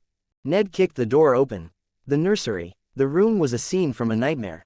It was a nursery, painted in soft pastels, filled with expensive toys and carved wooden horses. Sunlight streamed through the balcony windows, illuminating dust motes dancing in the air. But the peace was shattered. On the left side of the room, Sir Eyrie Lorch was on his knees, peering under a large 4-poster bed. He was grinning, a cruel, rat-like expression. He was reaching underneath, his gauntleted hand grasping for something. "Come here, little dragon," Lorch cooed.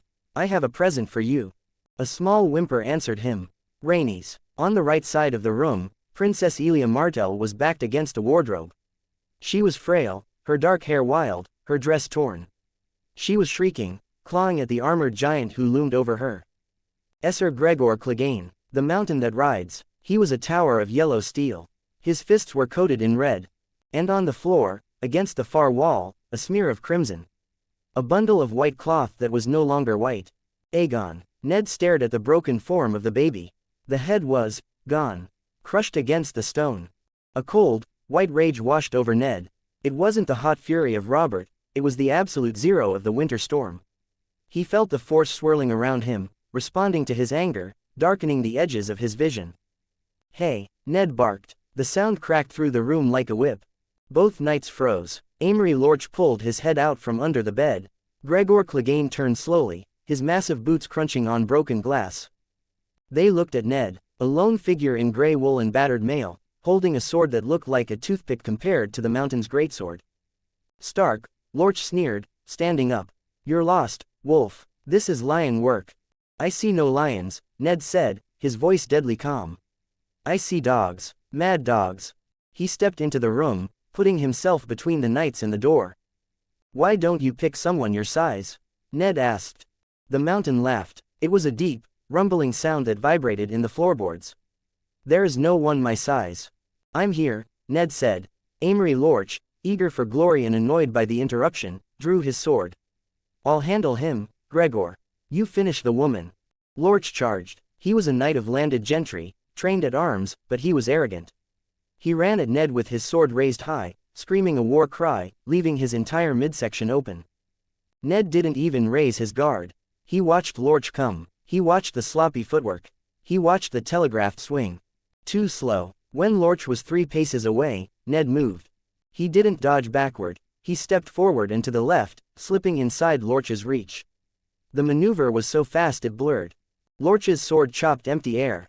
Ned spun. His blade, honed to a razor edge, flashed in the sunlight. Slash. The sword passed through Eyrie Lorch's neck. It was effortless. The steel met resistance, then nothing. Lorch took 2 more steps, his momentum carrying him forward.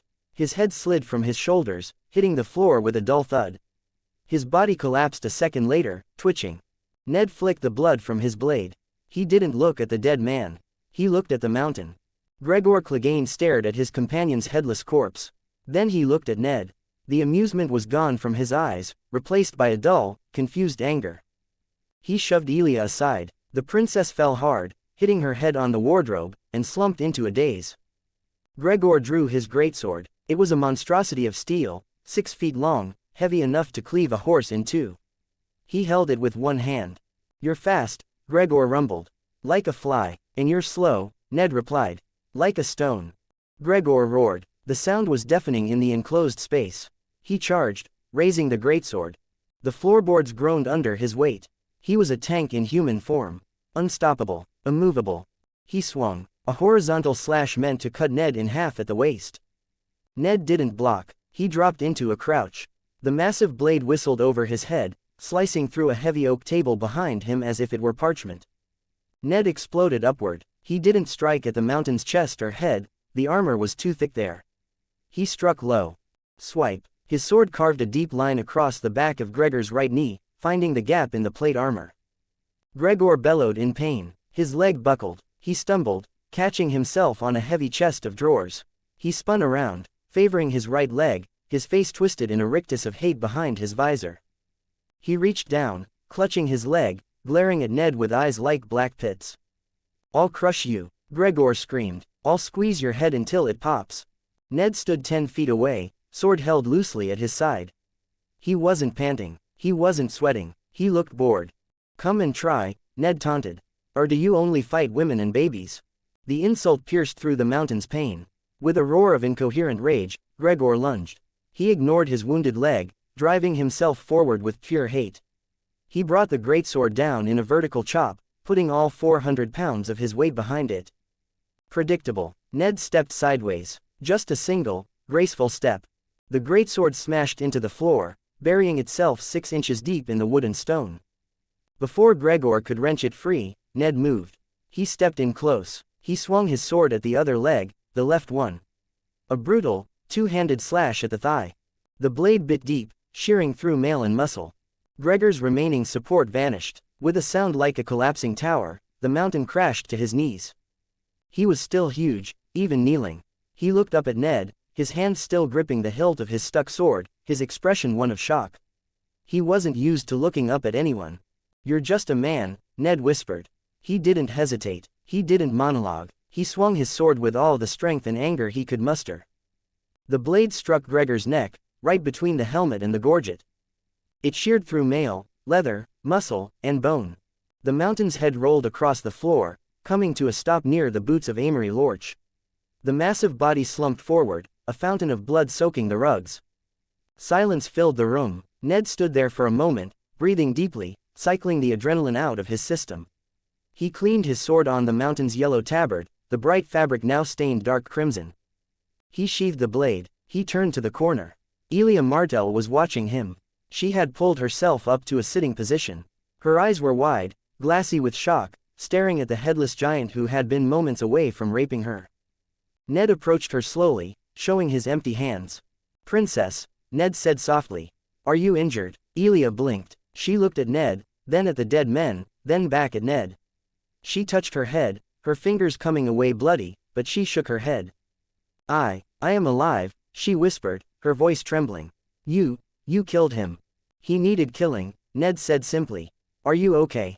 Elia nodded slowly, tears beginning to spill down her dust-streaked cheeks. Yes, thank you. Ned looked toward the bed. "Tell her to come out," Ned said gently. "It's safe now." Elia swallowed a sob. She crawled across the floor, ignoring the blood, reaching for the space under the bed. "Rhaenys," Elia called, her voice breaking. "Sweetling, come out. The bad men are gone." The wolf chased them away. There was a rustling. A moment later, a small face peered out from under the dust ruffle. Rhaenys Targaryen. She was clutching a black kitten so tightly her knuckles were white. She looked at the bodies on the floor, her dark eyes wide with a child's incomprehension of death. "Did you kill the monsters?" Rhaenys asked, looking at Ned. "I did," Ned said, crouching down to be on her level. "They won't hurt anyone ever again." Rhaenys looked at him, her lower lip trembling. She tugged on Ned's gray cloak with a small, shaking hand. "Is the stag man coming?" she whispered, her voice thick with fear. "Mother says the stag wants to hurt us." Ned felt a pang in his heart. He stayed low, looking the child in the eye. "The stag is my brother," Ned said firmly. "And he listens to the wolf. No one is going to hurt you, little one. You are safe, I promise." Elia pulled her daughter into a fierce hug, burying her face in the girl's hair, rocking back and forth. Ned watched them, a lump in his throat. He had saved them. He had actually done it. Then, his eyes drifted to the wall. To the red smear. To the bundle. The victory turned to ash in his mouth. "I'm sorry," Ned said, his voice thick with grief. "I'm so sorry, Princess.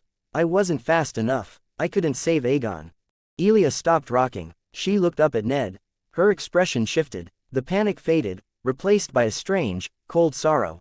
She shook her head. "That is not my baby," Elia whispered.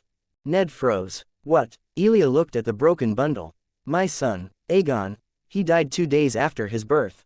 Ned stared at her. "Died? He was sickly born," Elia said, her voice hollow. "He was frail like me. He stopped breathing 2 days after birth." She looked at Ned with haunted eyes. "I was terrified. Aerys, if he knew the dragon's heir had died of weakness, he would have burned us. He would have blamed me. He would have said I poisoned him." She gestured helplessly to the bundle. "I bought a baby. From a tanner in Flea Bottom. A newborn who had no mother. He had the hair, pale silver, likely a dragonseed's bastard from the street of silk. His father sold him for a flask of wine. I switched them, to escape Aerys. Even Rhaegar doesn't know about it, only my family knows." Ned looked at the bundle. The horror was different now. It wasn't the death of a prince, it was the death of a nobody. A child sold for wine and murdered for a crown he didn't own.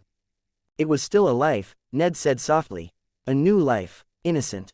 "I know," Elia wept, fresh tears falling. "I know. May the mother have mercy on me. I sacrificed one child to save another." Ned placed a hand on her shoulder. He didn't judge her. In this Game of Thrones, survival was the only victory. "You did what a mother had to do," Ned said. "You are safe now, both of you." Heavy footsteps thundered in the hallway. "Ned." The Greechon burst into the room, his axe covered in gore. He stopped dead in the doorway, his eyes widening as he took in the scene. He saw the headless mountain. He saw the beheaded Lorch. He saw Ned standing over the princess. The giant of Umber whistled low. "By the old gods, Ned," Greechon grumbled, stepping over Lorch's body. "You didn't leave any for me. I wanted a crack at the big one." He wasn't much of a fight, Ned lied, though with his new powers, it felt like the truth. "How is the situation downstairs?" Ned asked, standing up. "Handled," Greechon grinned savagely. "The Lannisters are retreating or dying. We hold the keep. Rickard has secured the lower levels. The gold cloaks have surrendered. Good, Ned said. He turned to the Greek John, his face serious. John, this is Princess Elia and Princess Rhaenys. The Greek John looked at the Dornish woman and the child. His grin faded, replaced by a solemn respect. He bowed his massive head. Princess John, Ned commanded, you are to guard them. Personally, put 10 of your best men on the door. No one enters. Not Tywin Lannister. Not Robert. Not even God himself unless I say so. Do you understand? The Greek John straightened, puffing out his chest. Lord Stark, they're under Umber protection now. Anyone who wants them has to go through me. And I'm harder to kill than that lump of meat on the floor. I know you are, Ned smiled. He turned back to Elia. I have to leave, Ned said. I have a meeting with the Mad King. You stay here. You are safe now. Elia looked at him. For the first time, the terror in her eyes was replaced by something else. Gratitude. And trust. Thank you, Lord Stark, she whispered. Take care, Princess, Ned said. He nodded to Rhaenys, who waved a shy hand at him. Ned turned and walked out of the room. He stepped over the carcass of the mountain, his boots leaving bloody footprints on the carpet. He walked down the hallway, the adrenaline fading, leaving him cold and focused. He had saved the innocents. He had killed the monsters. Now, only one monster remained. The one who sat on the Iron Throne. Ned checked his sword. It was still sharp. Time to end this, he whispered. 42 comments 0 vote. The King of Ashes. Eddard Stark, pick. Ashara Dane, pick. Elia Martell, pick. The Golden Lion. The doors to the Great Hall did not open easily. They were heavy, bronzy-bound monstrosities that seemed reluctant to reveal the secrets inside. Ned signaled Rickard Karstark and his personal guard to hang back. Let me do this, he said quietly. If things go wrong, secure the doors.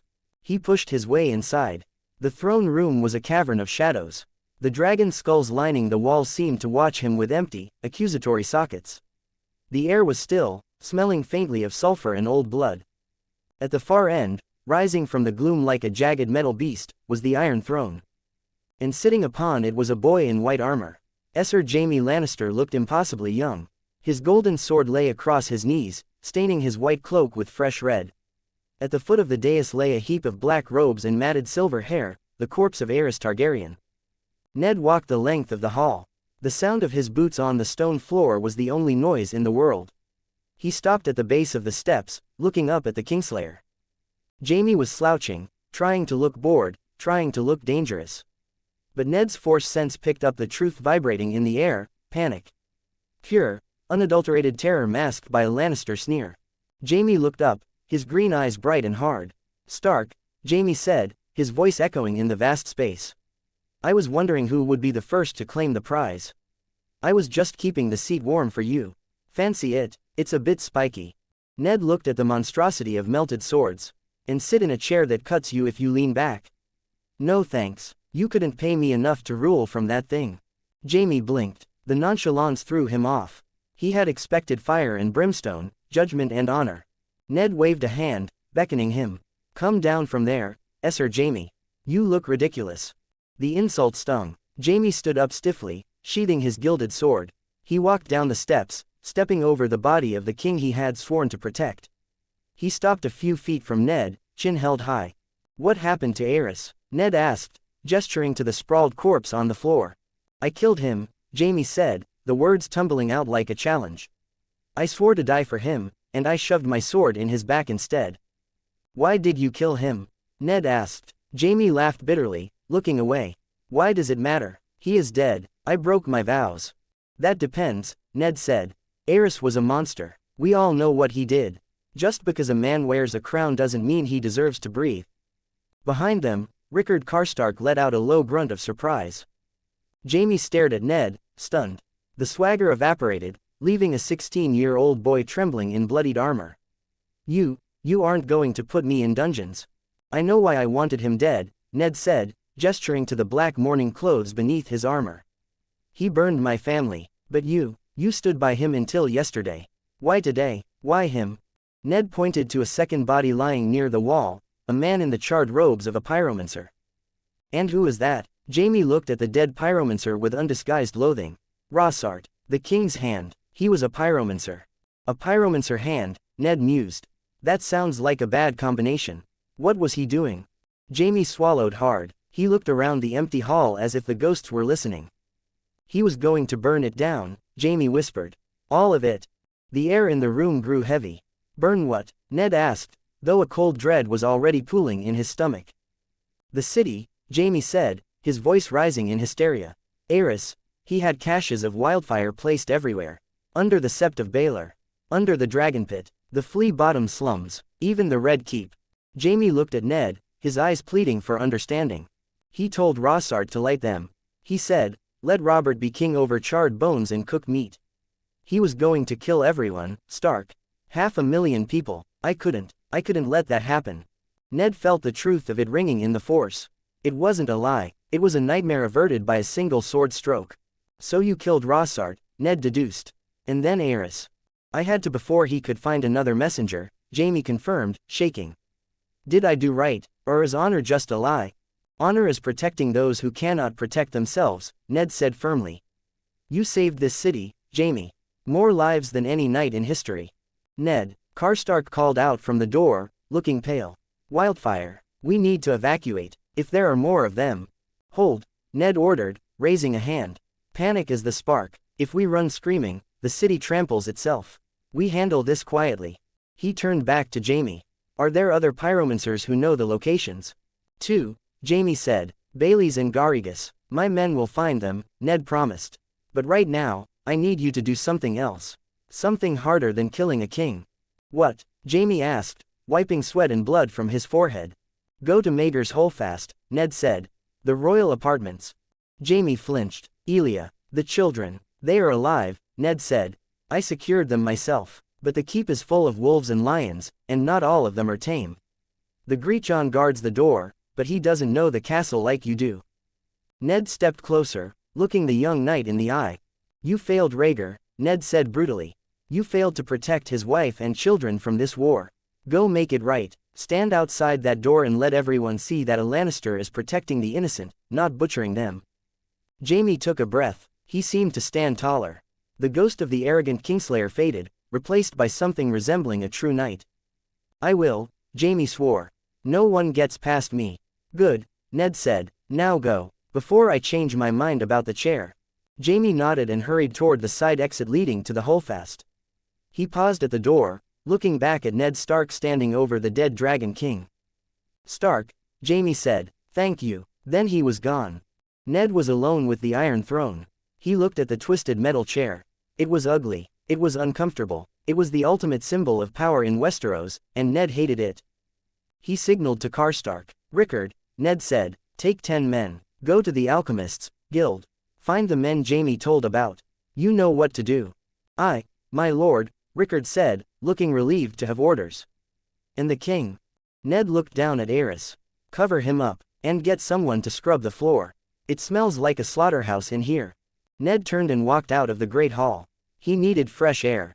The Broken Claw. Outside the Red Keep, near the Traitor's Walk, Tywin Lannister sat atop his white warhorse. He was an island of gold in a sea of smoke. He was waiting. He had given clear orders to Clegane and Lorch. They were to scale the walls of Maegor's Holdfast, eliminate the Targaryen heirs, and wrap the bodies in crimson cloaks to hide the blood.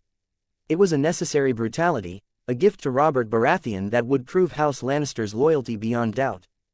A Lannister captain came running from the direction of the Holdfast.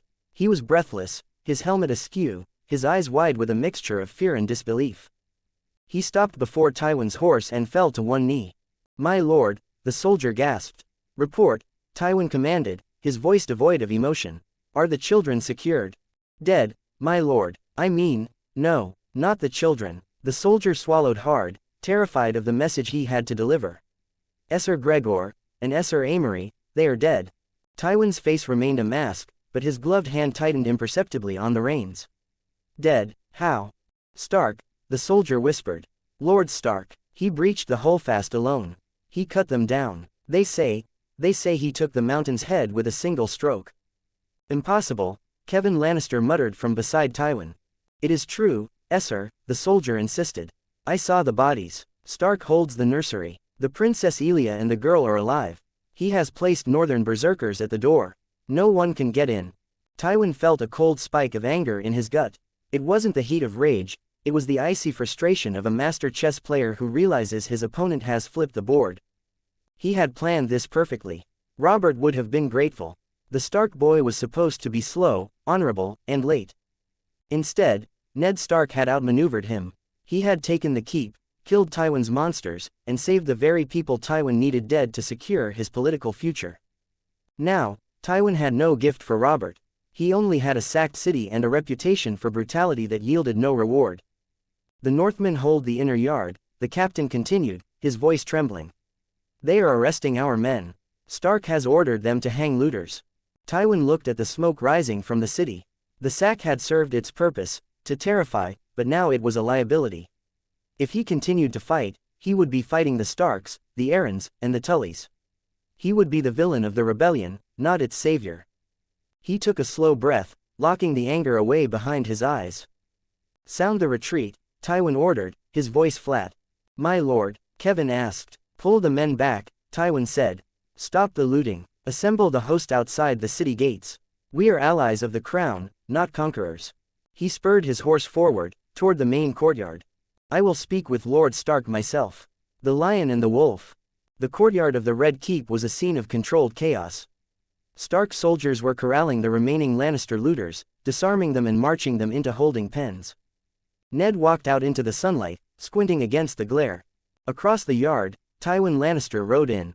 His armor shone, his crimson cloak was spotless, and his face was a mask of icy calm. Ned walked to the center of the yard to meet him. He was covered in grime, blood, and dust.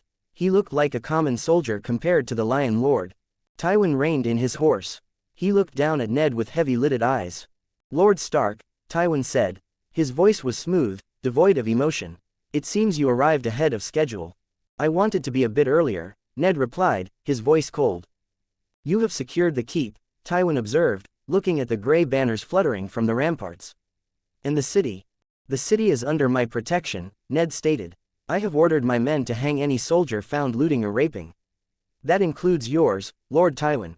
Tywin's eyes narrowed slightly. It was the only sign of irritation he allowed. King's Landing is a nest of Targaryen loyalists. A certain amount of severity is required to pacify it. There is severity, and there is butchery, Ned said. We are not butchers. We are at war, Tywin countered. And to win a war, one must be willing to do what is necessary. The war is won, Ned said. Aerys is dead. Tywin paused. Dead, by whose hand? His own Kingsguard, Ned said calmly. Justice found him. And the others? Tywin asked. Rhaegar's children, his wife. Ned held Tywin's gaze. He knew exactly what Tywin had planned. He had sent the Mountain and Lorch to kill the children, to present their bodies to Robert as a grotesque token of loyalty. A blood price to buy his way onto the winning side. They are safe, Ned said. Under heavy guard. No one touches them. Tywin was silent for a long moment. He was recalculating the board. He had lost his bargaining chip. Robert will not suffer Targaryen to live, Tywin said softly. You are delaying the inevitable, Stark. And you are making enemies you do not need. I don't fear enemies I can see, Ned replied. And Robert will decide their fate when he arrives. Until then, they are under the protection of House Stark. If you want them, you'll have to go through me. In my army.